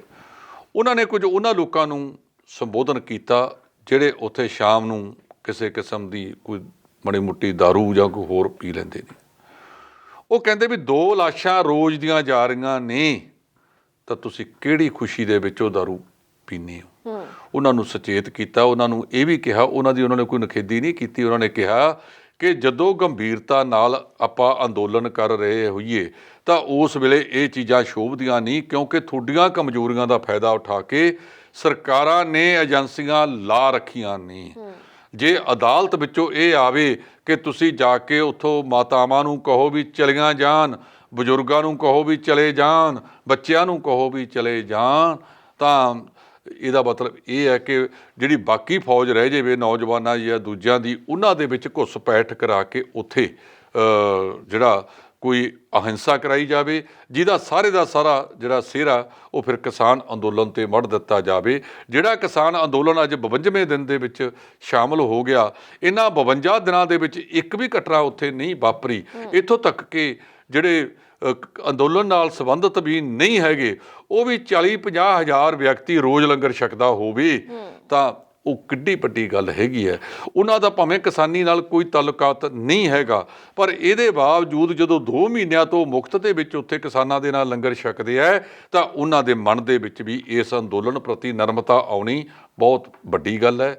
ਸੋ ਨਵਦੀਪ, ਜਿਸ ਤਰੀਕੇ ਦੇ ਨਾਲ ਕਿਸਾਨਾਂ ਨੇ ਅੰਦੋਲਨ ਚਲਾਇਆ ਹੋਇਆ, ਸਿਆਸੀ ਧਿਰਾਂ ਨੂੰ ਪਾਸੇ ਰੱਖਤਾ। ਸਿਆਸੀ ਧਿਰਾਂ ਤਾਂ ਅਜੇ ਵੀ ਆਪਣੀਆਂ ਤਿਕੜਮਬਾਜ਼ੀਆਂ ਤੋਂ ਬਾਜ਼ ਨਹੀਂ ਆਉਂਦੀਆਂ, ਇੱਕ ਦੂਜੇ ਦੇ ਉੱਤੇ ਚਿੱਕੜ ਛੁੱਟਣ ਤੋਂ ਬਾਜ਼ ਨਹੀਂ ਆਉਂਦੀਆਂ, ਇੱਕ ਦੂਜੇ ਤੇ ਇਲਜ਼ਾਮਬਾਜ਼ੀ ਕਰਨ ਤੋਂ ਬਾਜ਼ ਨਹੀਂ ਆਉਂਦੀਆਂ। ਔਰ ਉਹਨਾਂ ਨੂੰ ਬਾਰ-ਬਾਰ ਇਹ ਲੱਗ ਰਿਹਾ ਕਿ ਕਿਸੇ ਨਾ ਕਿਸੇ ਤਰੀਕੇ ਨਾਲ ਸਾਡੀ ਘੁਸਪੈਠ ਹੋ ਜਾਵੇ। ਔਰ ਇਸ ਅੰਦੋਲਨ ਨੇ ਪਿੰਡਾਂ ਦੇ ਵਿੱਚ ਆਪਣੇ ਵੀ ਲਿਖ ਕੇ ਲਾਏ ਪਏ ਨੇ ਕਿ ਕੋਈ ਸਿਆਸੀ ਆਗੂ ਆਪਦੀਆਂ ਸਿਆਸੀ ਰੋਟੀਆਂ ਨਾ ਸੇਕੇ। ਹਰਿਆਣੇ ਦੇ ਵਿੱਚ 2 ਵਾਰ ਉੱਥੋਂ ਦੇ ਮੁੱਖ ਮੰਤਰੀ, ਉੱਥੋਂ ਦੇ ਡਿਪਟੀ ਮੁੱਖ ਮੰਤਰੀ ਨਾਲ ਜੋ ਵਾਪਰ ਗਿਆ, ਉਸ ਤੋਂ ਬਾਅਦ ਅਖੀਰ ਦੇਸ਼ ਦੇ ਗ੍ਰਹਿ ਮੰਤਰੀ ਅਮਿਤ ਸ਼ਾਹ ਨੂੰ ਇਹ ਗੱਲ ਕਹਿਣੀ ਪੈ ਗਈ ਹੈ ਕਿ ਤੁਸੀਂ ਇਹ ਕਿਸਾਨੀ ਬਿੱਲ ਸਮਝਾਉਣ ਵਾਲੀਆਂ ਗੱਲਾਂ ਲੈ ਕੇ ਕਿਸਾਨਾਂ ਦੇ ਵਿੱਚ ਨਾ ਜਾਓ, ਨੁਕਸਾਨ ਹੋਵੇਗਾ। ਮੈਂ ਕਹਿੰਦਾ ਅਮਿਤ ਸ਼ਾਹ ਜੀ ਨੇ ਜਿਹੜੀ ਗੱਲ ਹਰਿਆਣੇ ਵਾਲਿਆਂ ਨੂੰ ਸਿਖਾਈ ਹੈ, ਜਿਹੜੇ ਮੂੰਹ ਪਾਟੇ ਲੀਡਰ ਪੰਜਾਬ ਦੇ ਤੁਰੇ ਫਿਰਦੇ ਨੇ, ਜਿਨ੍ਹਾਂ ਦੀਆਂ ਗਿੱਠ ਲੰਬੀਆਂ ਜਵਾਨਾਂ ਨੇ, ਔਰ ਹਰ ਵਾਰ ਜਦੋਂ ਮੂੰਹ ਦੇ ਵਿੱਚੋਂ ਕੋਈ ਆਵਾਜ਼ ਨਿਕਲਦੀ ਹੈ ਤਾਂ ਕਾਲੀ ਜੀਭ ਵਾਲੀ ਉਹ ਨਿਕਲਦੀ ਹੈ, ਇਹਨਾਂ ਨੂੰ ਵੀ ਮੱਤ ਦੇ ਦੇਣ ਕਿ ਘਰੇ ਬਹਿ ਜਾਓ, ਇਹ ਸਮਾਂ ਤੁਹਾਡੀਆਂ ਇਹ ਗੱਲਾਂ ਸਮਝਾਉਣ ਦਾ ਨਹੀਂ ਹੈਗਾ। ਕਿਸਾਨ ਆਗੂ ਤੁਹਾਡੇ ਕੋਲ ਬੈਠੇ ਨੇ, ਤੁਸੀਂ ਅਜੇ ਤੱਕ ਕਿਸਾਨ ਆਗੂਆਂ ਨੂੰ ਤਾਂ ਸਮਝਾ ਨਹੀਂ ਸਕੇ। ਦੇਸ਼ ਦਾ ਅਰਥ ਸ਼ਾਸਤਰੀ ਕਹਿ ਰਿਹਾ ਕਿ ਇਹ ਕਾਨੂੰਨ ਕਿਸਾਨਾਂ ਦੇ ਪੱਖ ਦੇ ਵਿੱਚ ਨਹੀਂ ਹੈਗੇ, ਤਾਂ ਇਹ ਨਰਿੰਦਰ ਮੋਦੀ ਕਿਹੜੇ ਮੰਗਲ ਗ੍ਰਹਿ ਤੋਂ PhD ਵਾਲੇ ਬੰਦੇ ਲੈ ਕੇ ਆਇਆ ਹੈਗਾ, ਜਿਹੜੇ ਇਹ ਕਹਿੰਦੇ ਨੇ ਕਿ ਤਾਂ ਕਾਨੂੰਨ ਹੀ ਬਹੁਤ ਵਧੀਆ ਨੇ, ਇਹਨਾਂ ਦੇ ਬਗੈਰ ਤਾਂ ਸਰਦਾ ਹੀ ਨਹੀਂ, ਇਹ ਤਾਂ ਬਹੁਤ ਕੁਝ ਕਰਤਾ, ਇਹਦੇ ਨਾਲ ਤਾਂ ਕਾਇਆ ਕਲਪ ਹੋ ਜਾਣੀ ਹੈ। ਮੈਂ ਇਹ ਕਹਿੰਦਾ ਜੇ ਤੁਸੀਂ ਇਹ ਲੈ ਕੇ ਆਏ ਹੋ ਕਿਸੇ ਇੱਕ ਰਾਜ ਦੇ ਵਿੱਚ ਮਾਡਲ ਰੂਪ ਦੇ ਵਿੱਚ ਸ਼ੁਰੂ ਕਰ ਦਿਓ, ਉਸ ਨੂੰ ਮਾਡਲ ਰੂਪ ਬਣਾ ਕੇ ਦਿਖਾ ਦਿਓ। ਜੇ ਉਹਦਾ ਅਗਲੇ 2-3 ਸਾਲਾਂ ਦੇ ਵਿੱਚ ਫਾਇਦਾ ਹੋ ਗਿਆ ਤਾਂ ਤੁਸੀਂ ਬਾਕੀ ਥਾਵਾਂ ਤੇ ਵੀ ਲਾਗੂ ਕਰ ਦਿਓ। ਜਦੋਂ ਕਿਸਾਨ ਕਹਿੰਦੇ ਨੇ, ਇਹ ਕਹਿੰਦੇ ਮੈਂ ਕਿਸਾਨਾਂ ਦਾ ਫਾਇਦਾ ਕਰਨਾ ਹੈ, ਕਿਸਾਨ ਕਹਿੰਦੇ ਰੱਬ ਦੇ ਵਾਸਤੇ ਤੂੰ ਘਰੇ ਬੈਠ ਆਪਦੇ, ਅਸੀਂ ਇਹ ਫਾਇਦਾ ਕਰਾਉਣਾ ਹੀ ਨਹੀਂ। ਜੇ ਲੱਗਦਾ ਹੈ ਕਿ ਜਿਹੜੇ ਅਖੌਤੀ ਕਿਸਾਨ ਲਿਆ ਕੇ ਤੁਸੀਂ ਕਰ ਰਹੇ ਹੋ, ਜਾਂ ਤੁਸੀਂ ਐਡੇ ਹੀ ਦੇਸ਼ ਦਾ ਵੱਡਾ ਫਾਇਦਾ ਕਰ ਦਿੱਤਾ ਹੈ ਕਿ ਦੇਸ਼ 53ਵੇਂ ਥਾਂ ਤੋਂ ਭੁੱਖਮਰੀ 'ਚ 104ਵੇਂ ਥਾਂ ਤੇ ਪਹੁੰਚ ਗਿਆ, ਤਾਂ ਕਰੋ ਭੰਗ ਅੱਜ ਸਾਰਾ ਕੁਝ, ਸਾਰੇ ਦੇਸ਼ ਦੀਆਂ ਵਿਧਾਨ ਸਭਾ ਵੀ ਤੇ ਲੋਕ ਸਭਾ ਦੁਬਾਰਾ ਕਰਾਓ ਚੋਣਾਂ। ਜੇ ਤੁਹਾਡੀ ਲੋਕਪ੍ਰਿਯਤਾ ਲੋਕਾਂ ਦੇ ਵਿੱਚ ਇੰਨੀ ਜ਼ਿਆਦਾ ਹੈ ਤਾਂ ਤੁਸੀਂ ਆ ਕੇ ਦੇਖੋ ਲੋਕ ਤੁਹਾਨੂੰ ਦੁਬਾਰਾ ਚੁਣਦੇ ਆ ਕਿ ਨਹੀਂ ਚੁਣਦੇ। ਸੋ ਬਾਰ-ਬਾਰ ਇਹ ਕਹਿਣਾ ਕਿ ਇਹ ਜਿਹੜੇ ਕਾਨੂੰਨ ਹੈ ਕਿਸਾਨਾਂ ਦੇ ਪੱਖ ਦੇ ਵਿੱਚ ਹੈ, ਕਿਸਾਨਾਂ ਦੇ ਹੱਕ ਦੇ ਵਿੱਚ ਹੈ, ਮੇਰਾ ਖਿਆਲ ਹੈ ਕਿ ਇਹ ਮੂਰਖਤਾ ਵਾਲੀਆਂ ਗੱਲਾਂ ਨੇ। ਅਸੀਂ ਜਦੋਂ ਕੁਝ ਪਰਿਵਾਰਾਂ ਦੇ ਵਿੱਚ, ਉਹ ਪਰਿਵਾਰ ਜਿਹਦੀ 2 ਸਾਲਾਂ ਦੇ ਵਿੱਚ ਜਿਹੜੀ ਆਮਦਨ 16,000 ਕਰੋੜ ਨੂੰ ਪਾਰ ਕਰ ਗਈ ਹੈ, ਅਸੀਂ ਉਹਨੂੰ ਫਾਇਦਾ ਦੇਣ ਵਾਸਤੇ ਤੁਰੇ ਹਾਂ। ਜਨਤਕ ਖੇਤਰ ਦੇ ਅਦਾਰਿਆਂ ਦਾ ਭੱਠਾ ਬਹਾਤਾ। ਕਈ ਵਾਰੀ ਕਿਤੇ ਜਨਤਕ ਅਦਾਰੇ ਬਹੁਤ ਵਧੀਆ ਤਰੀਕੇ ਨਾਲ ਇੱਥੇ ਚੱਲਦੇ ਸਨ, ਜਿਹੜੀ ਸਿੱਖਿਆ ਉਹਦਾ ਪੱਠਾ ਬਹਾਤਾ, ਜਿਹੜਾ ਸਿਹਤ ਹੈ ਉਹਦਾ ਪੱਠਾ ਬਹਾਤਾ। ਹਰ ਮਾਮਲੇ ਦੇ ਵਿੱਚ ਤੁਸੀਂ ਦੇਖੋ, ਇੱਕ ਪਾਸੇ ਕਹਿਤਾ ਕਿ ਬੀਮਾ, ਸਿਹਤ ਬੀਮਾ ਯੋਜਨਾ ਅਸੀਂ ਲਾਗੂ ਕਰਤੀ ਹੈ, ਇਹ ਸਿਹਤ ਬੀਮਾ ਯੋਜਨਾ ਦਾ ਬੜਾ ਵੱਡਾ ਲੋਕਾਂ ਨੂੰ ਫਾਇਦਾ ਹੋਣਾ। ਨਵਦੀਪ, ਤੁਸੀਂ ਕਿਤੇ ਜਾ ਕੇ ਦੇਖੋ ਕਿ 6-6 ਮਹੀਨੇ ਉਹਨਾਂ ਦੇ ਜਿਹੜੇ ਕਲੇਮ ਆ ਉਹ ਆਉਂਦੇ ਹੀ ਨਹੀਂ। ਬਹੁਤ ਸਾਰੇ ਹਸਪਤਾਲਾਂ ਨੇ ਤਾਂ ਇੱਥੋਂ ਤੱਕ ਕਹਿਤਾ ਕਿ ਤੁਸੀਂ ਜਿੰਨਾ ਤੁਹਾਡਾ ਕਲੇਮ ਬਣਦਾ ਜੀ ਉਹ ਜਮ੍ਹਾਂ ਕਰਾ ਦਿਓ ਸਾਡੇ ਕੋਲੇ, ਜਿੱਦਣ ਤੁਹਾਡੇ ਪੈਸੇ ਆ ਗਏ ਆਪਦੇ ਪੈਸੇ ਸਾਥੋਂ ਵਾਪਸ ਲੈ ਜਾਇਓ। ਕੀ ਕਦੇ ਸਿਹਤ ਮੰਤਰੀ ਨੇ ਇਹਨਾਂ ਚੀਜ਼ਾਂ ਤੇ ਗੌਰ ਕੀਤੀ ਹੈ? ਵਿੱਤ ਮੰਤਰੀ ਨੇ ਕੀਤੀ ਹੈ? ਬਿਜਲੀ ਦੇ ਬਿੱਲ ਲਗਾਤਾਰ ਵਧਾਏ ਜਾ ਰਹੇ ਨੇ, ਆਹ ਰੈਗੂਲੇਟਰੀ ਕਮਿਸ਼ਨ ਨੂੰ ਫੇਰ ਭੇਜ ਦਿੱਤਾ ਹੈਗਾ ਵਧਾਉਣ ਵਾਸਤੇ। ਕੀ ਕਦੇ ਇਹਨਾਂ ਨੇ ਆਪਣੇ ਖਰਚੇ ਘਟਾਉਣ ਵਾਸਤੇ ਕੋਈ ਰੈਗੂਲੇਟਰ ਬਣਾਇਆ ਜਿਹੜਾ ਇਹ ਕਹੇ ਕਿ ਇੰਨੇ % ਅਸੀਂ ਖਰਚੇ ਘਟਾਉਣੇ ਨੇ? OSDਆਂ ਦੀ ਫੌਜ ਤੋਂ ਫੌਜ ਲਾਈ ਜਾ ਰਹੀ ਹੈ। ਮੰਤਰੀ ਕੋਈ ਇੱਕ ਥਾਂ ਤੇ ਆਉਂਦਾ ਹੈਗਾ, ਉਹਦੇ ਪਿੱਛੇ DC, SSP, DSP, SHO, ਇਲਾਕੇ ਦੇ ਬੰਦੇ, ਕਿੰਨੀਆਂ ਹੀ ਗੱਡੀਆਂ ਦਾ ਮਤਲਬ ਇਹ ਤੇਲ ਫੂਕਿਆ ਜਾਂਦਾ ਹੈ, ਔਰ ਜ਼ਿਲ੍ਹਿਆਂ ਦੇ ਵਿੱਚ ਜਿਹੜੇ ਕੰਮ ਹੈ ਉਹ ਪ੍ਰਭਾਵਿਤ ਹੁੰਦੇ ਨੇ।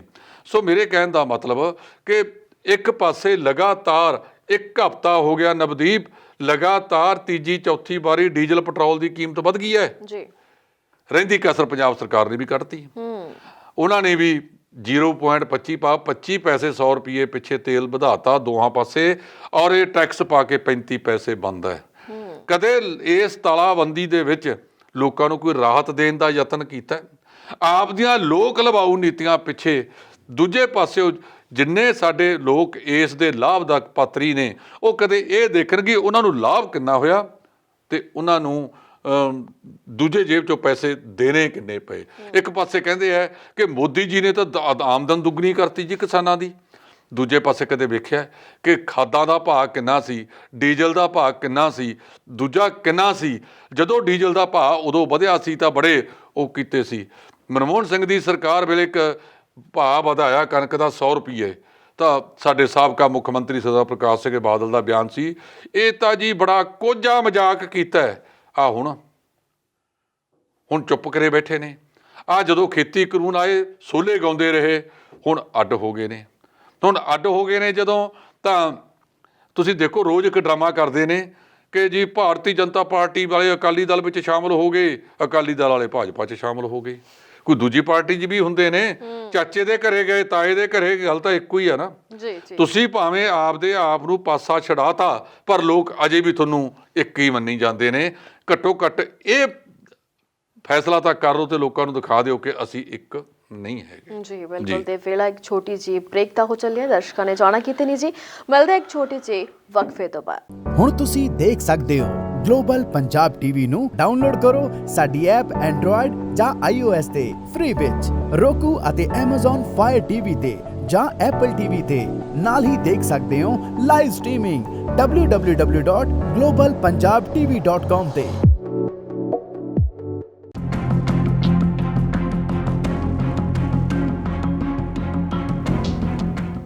ਛੋਟੀ ਬ੍ਰੇਕ ਤੋਂ ਬਾਅਦ ਇੱਕ ਵਾਰ ਤੁਹਾਡਾ ਫਿਰ ਤੋਂ ਸਵਾਗਤ ਹੈ ਸਾਡੇ ਖਾਸ ਪ੍ਰੋਗਰਾਮ ਵਾਰ ਸਤਵਾਰ ਦੇ ਵਿੱਚ।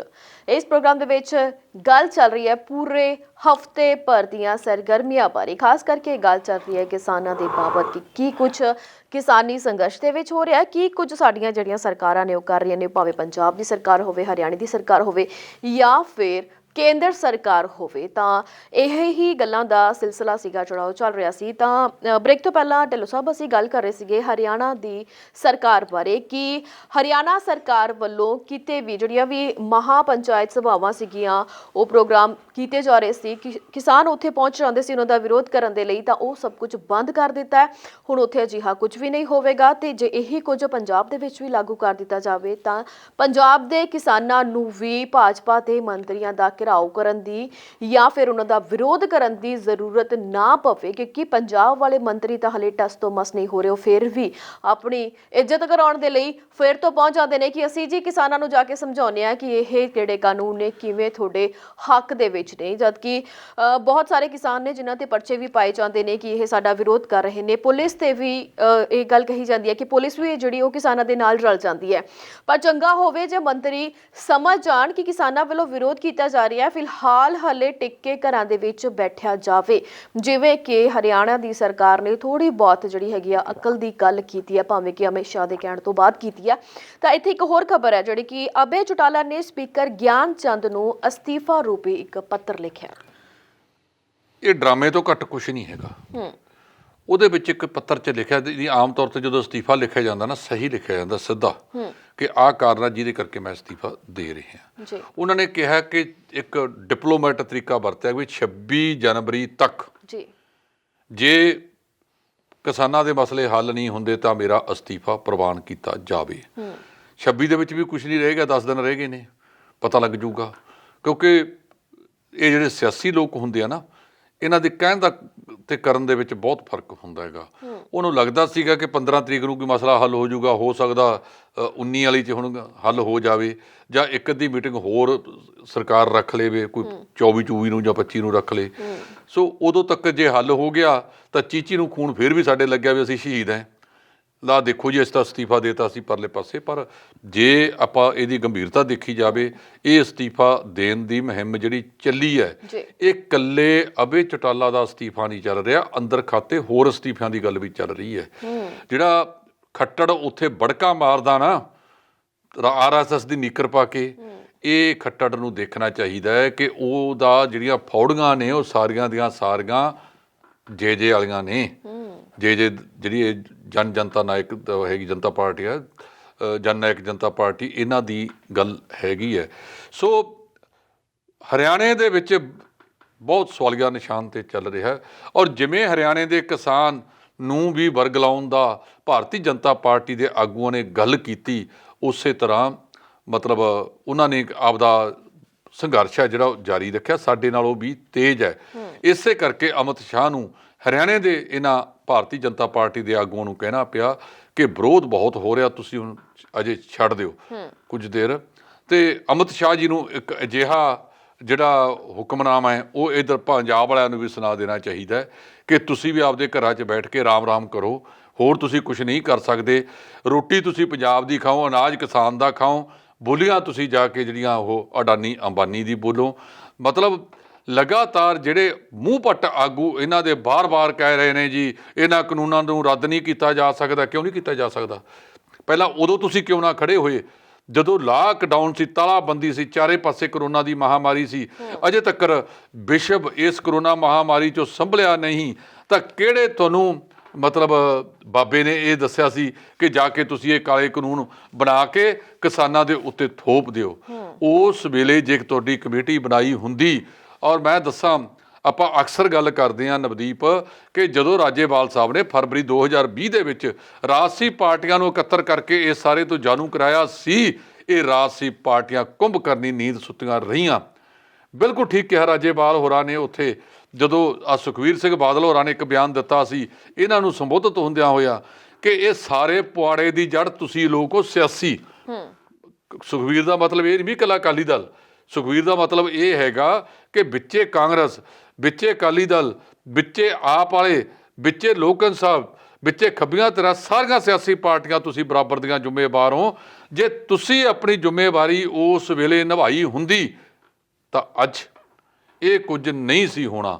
ਉਹ ਕਹਿੰਦੇ ਆ ਜਿਹੜੀ ਲੜਾਈ ਅੱਜ ਅਸੀਂ ਲੜ ਰਹੇ ਹਾਂ ਨਾ, ਜੇ ਤੁਸੀਂ ਚੱਜ ਚਾਰਦੇ ਹੁੰਦੇ, ਤੁਸੀਂ ਇਹ ਲੜਾਈ ਰਾਜਾਂ ਵਾਸਤੇ ਸਹੀ ਤਰੀਕੇ ਦੇ ਨਾਲ ਸਵਾਰਥ ਛੱਡ ਕੇ ਆਪਣੇ ਪਰਿਵਾਰਾਂ ਦੇ ਮਤਲਬ ਜਿਹੜਾ ਤੁਸੀਂ ਪਾਲਣ ਵਾਸਤੇ ਕੰਮ ਕੀਤੇ, ਉਹਦੀ ਥਾਂ ਦੇ ਉੱਤੇ ਜੇ ਤੁਸੀਂ ਰਾਜਾਂ ਨਾਲ ਖੜੇ ਹੁੰਦੇ, ਕਿਸਾਨਾਂ ਨਾਲ ਖੜੇ ਹੁੰਦੇ, ਆਮ ਲੋਕਾਂ ਨਾਲ ਖੜੇ ਹੁੰਦੇ, ਤਾਂ ਅੱਜ ਸਾਨੂੰ ਘੱਟੋ ਘੱਟ ਇੰਨੀਆਂ ਠੰਡੀਆਂ ਰਾਤਾਂ ਦੇ ਵਿੱਚ ਇਹ ਸੰਘਰਸ਼ ਨਾ ਕਰਨਾ ਪੈਂਦਾ। ਇਸੇ ਕਰਕੇ ਨਵਦੀਪ ਤੁਸੀਂ ਦੇਖੋ ਵੀ ਇਸ ਕਿਸਾਨੀ ਅੰਦੋਲਨ ਦੇ ਵਿੱਚੋਂ ਜਿਹੜਾ ਚੋਣਾਂ ਦਾ ਵਰ੍ਹਾ ਚੜ੍ਹ ਗਿਆ, 2022 ਦੇ ਵਿੱਚ ਪੰਜਾਬ ਦੇ ਵਿੱਚ ਚੋਣਾਂ ਹੋਣੀਆਂ ਨੇ, ਇਹ ਜਿਹੜਾ ਸਾਲ ਆ ਉਹ ਚੋਣਾਂ ਦਾ ਵਰ੍ਹਾ, ਪਹਿਲਾ ਮਹੀਨਾ ਤਕਰੀਬਨ ਅੱਧੇ ਤੋਂ ਵੱਧ ਲੰਘ ਗਿਆ, 11 ਕੁ ਮਹੀਨੇ ਹੋਰ ਰਹਿ ਗਏ ਨੇ। ਦਸੰਬਰ ਦੇ ਵਿੱਚ ਇੱਥੇ ਚੋਣ ਜਾਬਤਾ ਅਕਸਰ ਲੱਗ ਜਾਂਦਾ ਹੈ।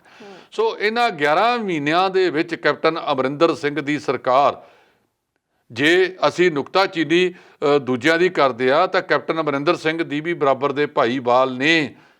ਖੇਤੀਬਾੜੀ ਮਹਿਕਮਾ ਉਹਨਾਂ ਕੋਲੇ ਹੈ, ਖੇਤੀ ਪ੍ਰਤੀ ਕਿੰਨੀ ਕੁ ਸੁਹਿਰਦਤਾ ਉਹਨਾਂ ਨੇ ਅਪਣਾਈ ਹੈ, ਮਾਈਨਿੰਗ ਉਹਨਾਂ ਕੋਲੇ ਹੈ, ਐਕਸਾਈਜ਼ ਆਬਕਾਰੀ ਸ਼ਰਾਬ ਵਾਲਾ ਮਹਿਕਮਾ ਉਹਨਾਂ ਕੋਲੇ ਹੈ। ਤਾਂ ਇਹਨਾਂ ਦੀ ਕਾਰਗੁਜ਼ਾਰੀ ਕਹੀ ਜੀ ਨਿਕਲੀ, ਇਹ ਸਾਡੇ ਸਭ ਦੇ ਸਾਹਮਣੇ ਆ।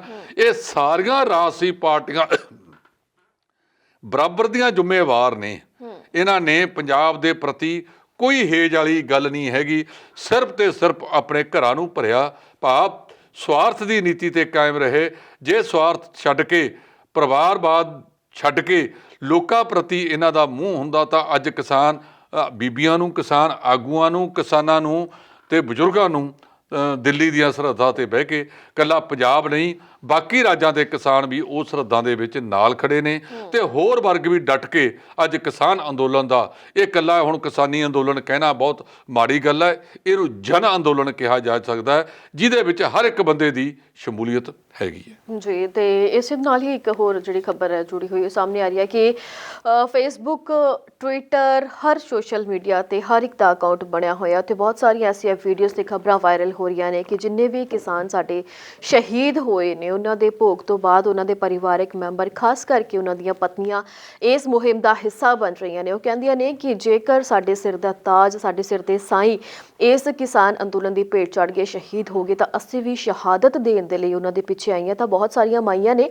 ਜਿਨ੍ਹਾਂ ਦੀਆਂ ਫੋਟੋਜ਼, ਜਿਨ੍ਹਾਂ ਦੀਆਂ ਵੀਡੀਓਜ਼ ਵਾਇਰਲ ਹੋ ਰਹੀਆਂ ਨੇ, ਜਿਹੜੀਆਂ ਕਿ ਲੰਗਰਾਂ ਦੇ ਵਿੱਚ ਸੇਵਾ ਕਰਦੀਆਂ ਹੋਈਆਂ ਨਜ਼ਰ ਆ ਰਹੀਆਂ ਨੇ। ਤਾਂ ਉਹਨਾਂ ਨੂੰ ਦੇਖ ਕੇ ਮਨ ਬੜਾ ਭਾਵੁਕ ਹੁੰਦਾ ਕਿ ਕੇਂਦਰ ਸਰਕਾਰ ਆਖਿਰ ਕਿਉਂ ਮੰਨ ਨਹੀਂ ਰਹੀ, ਕਿਉਂਕਿ ਇਸ ਦੇ ਲਈ ਹੀ ਇੱਕ ਸੁਪਰੀਮ ਕੋਰਟ ਦੇ ਸਾਬਕਾ ਜੱਜ ਨੇ ਜਸਟਿਸ ਮਾਰਕੰਡੇ ਕਾਚੂ, ਜਿਨ੍ਹਾਂ ਨੇ ਪ੍ਰਧਾਨ ਮੰਤਰੀ ਨਰਿੰਦਰ ਮੋਦੀ ਨੂੰ ਚਿੱਠੀ ਲਿਖੀ ਹੈ। ਉਹਨਾਂ ਨੇ ਲਿਖਿਆ ਹੈ ਕਿ 26 ਜਨਵਰੀ ਨੂੰ ਜੇਕਰ ਕਿਸਾਨ ਵੀ ਟਰੈਕਟਰ ਮਾਰਚ ਕਰਦੇ ਨੇ ਤਾਂ ਦਿੱਲੀ ਦੇ ਵਿੱਚ ਇਹ ਗੱਲ ਕਹੀ ਗਈ ਹੈ ਕਿ ਪਾਸ ਵੰਡੇ ਜਾਣਗੇ, ਜਿਨ੍ਹਾਂ ਕੋਲੇ ਪਾਸ ਹੋਏਗਾ ਸਿਰਫ ਉਹੀ ਦਿੱਲੀ ਦੇ ਵਿੱਚ ਐਂਟਰ ਕਰ ਸਕਦਾ ਹੈ। ਪਰ ਸਰਹੱਦਾਂ ਤੇ ਤਾਂ ਸਾਡੇ ਕਿਸਾਨ ਵੀ ਬੈਠੇ ਨੇ ਤੇ ਉਹਨਾਂ ਨੇ ਵੀ ਪੂਰੀ ਮੁਹਿੰਮ ਬੰਨੀ ਹੋਈ ਆ। ਤਾਂ ਉਹਨਾਂ ਨੇ ਵੀ ਹਲੇ ਐਲਾਨ ਕਰਨਾ ਬਾਕੀ ਹੈ ਕਿ ਟਰੈਕਟਰ ਮਾਰਚ ਕੱਢਿਆ ਜਾਵੇਗਾ ਜਾਂ ਨਹੀਂ ਕੱਢਿਆ ਜਾਵੇਗਾ, ਪਰ ਖਦਸ਼ਾ ਪਹਿਲਾਂ ਜ਼ਾਹਿਰ ਕੀਤਾ ਜਾ ਰਿਹਾ ਹੈ ਕਿ ਉੱਥੇ ਕੋਈ ਨਾ ਕੋਈ ਹਿੰਸਾ ਹੋਣ ਦੀ ਸੰਭਾਵਨਾ ਹੈ, ਜਿਸ ਦੇ ਮੱਦੇ ਨਜ਼ਰ ਇਹਨਾਂ ਨੂੰ ਨਰਿੰਦਰ ਮੋਦੀ ਨੂੰ ਚਿੱਠੀ ਲਿਖਣੀ ਪੈ ਗਈ। ਤਾਂ ਉਹਨਾਂ ਨੇ ਕਿਹਾ ਹੈ ਕਿ ਮੋਦੀ ਸਾਹਿਬ, ਤੁਸੀਂ ਇਹਨਾਂ ਕਾਨੂੰਨਾਂ ਨੂੰ 26 ਤੋਂ ਪਹਿਲਾਂ ਰੱਦ ਕਰ ਦਿਓ। ਤੁਸੀਂ ਇਹ ਗੱਲ ਮੰਨ ਲਵੋ ਕਿ ਮੇਰੇ ਤੋਂ ਗਲਤੀ ਹੋਈ ਹੈ, ਗਲਤੀ ਹਰ ਇੱਕ ਇਨਸਾਨ ਤੋਂ ਹੁੰਦੀ ਆ।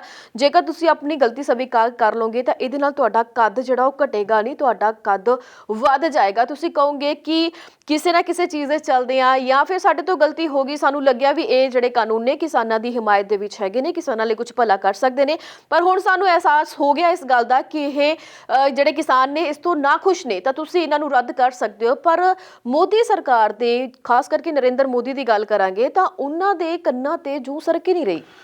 ਨਵਦੀਪ ਜੀ, ਜਦੋਂ ਕੋਈ ਬੰਦਾ ਹੰਕਾਰ ਦੇ ਘੋੜੇ ਤੇ ਚੜ ਜਾਵੇ ਨਾ ਜੀ, ਤਾਂ ਜਿਵੇਂ ਕਹਿੰਦੇ ਆ ਕਿ ਤਪੋਂ ਰਾਜੋਂ ਨਰਕ, ਉਹ ਰਾਜ ਤੇ ਆ ਕੇ ਕੁਝ ਅਜਿਹੀਆਂ ਗਲਤੀਆਂ ਕਰ ਲੈਂਦਾ। ਜੇ ਪਿਛਲੇ ਇਤਿਹਾਸ ਦੇ ਵਿੱਚ ਵੀ ਆਪਾਂ ਜਾਈਏ, ਸੂਬਾ ਸਰਹੰਦ ਜੀ, ਅਹਿਮਦ ਸ਼ਾਹ ਅਬਦਾਲੀ, ਹੋਰ ਕਿੰਨੇ ਇਸ ਤਰ੍ਹਾਂ ਦੇ ਹੁਕਮਰਾਨ ਆਏ ਨੇ ਜਿਨ੍ਹਾਂ ਨੇ ਲੋਕਾਂ ਤੇ ਤਸ਼ੱਦਦ ਕੀਤਾ, ਔਰੰਗਜ਼ੇਬ ਵਗੈਰਾ, ਉਹ ਵੀ ਤਾਂ ਇਸੇ ਤਰ੍ਹਾਂ ਹੀ ਸੀਗਾ ਸਾਰਾ ਕੁਝ।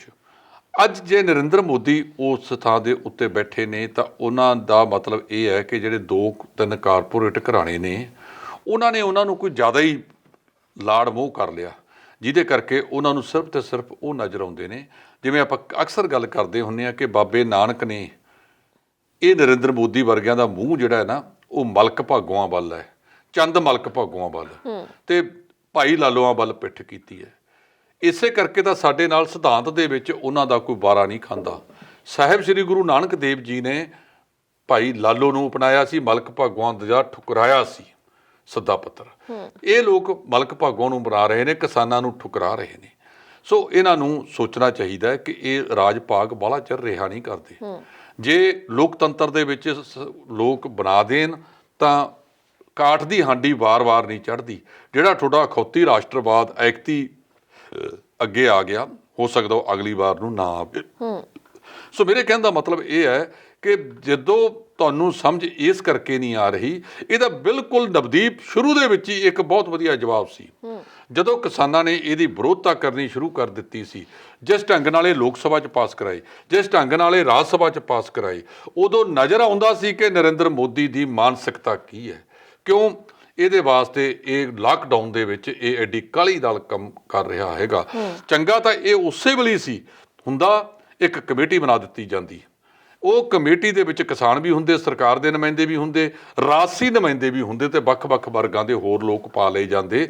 ਉਹ ਕਮੇਟੀ ਜਿਹੜੀ ਭਾਵੇਂ ਮਾਨਯੋਗ ਹਾਈ ਕੋਰਟ ਦੇ ਜਾਂ ਸੁਪਰੀਮ ਕੋਰਟ ਦੇ ਕਿਸੇ ਜੱਜ ਸਾਹਿਬਾਨ ਦੀ ਅਗਵਾਈ ਵਿੱਚ ਹੁੰਦੀ, ਭਾਵੇਂ ਉਹ ਜੱਜ ਮੌਜੂਦਾ ਹੁੰਦੇ ਜਾਂ ਸਾਬਕਾ ਹੁੰਦੇ, ਉਹਨਾਂ ਦੀ ਅਗਵਾਈ ਵਿੱਚ ਕਮੇਟੀ ਬਣਾਈ ਜਾਂਦੀ, ਉਹ ਇਹ ਪਾਸ ਕਰਦੇ। ਅੱਜ ਵੀ ਇਹਦੇ 'ਚ ਇਹੋ ਹੀ ਹੈ। ਸੁਪਰੀਮ ਕੋਰਟ ਨੇ ਇਹ ਫੈਸਲਾ ਨਾ ਕਰੇ ਕਿ 2 ਮਹੀਨਿਆਂ ਵਾਸਤੇ ਰੱਦ ਨੇ, ਸੁਪਰੀਮ ਕੋਰਟ ਇਹ ਕਹਿੰਦੀ ਕਿ ਫਾਰ ਐਵਰ ਰੱਦ। ਜੇ ਆਪਾਂ ਖੇਤੀ ਦੇ ਵਿੱਚ ਸੁਧਾਰ ਕਰਨੇ ਆ ਤਾਂ ਇੱਕ ਸਾਂਝੀ ਕਮੇਟੀ ਬਣਾ ਦਿਓ, ਉਹਦੇ ਵਿੱਚ ਕਿਸਾਨ ਜਥੇਬੰਦੀਆਂ ਵੀ ਲੈ ਲਓ, ਦੂਜੇ ਵੀ ਲੈ ਲਓ, ਜਿਹੜੀ ਸਾਂਝੀ ਰੂਪ ਦੇ ਵਿੱਚ ਉਹ ਸਿਫਾਰਿਸ਼ਾਂ ਕਰਨਗੀਆਂ ਉਹ ਖੇਤੀ ਕਾਨੂੰਨ ਲਾਗੂ ਕਰ ਲਏ ਜਾਣ।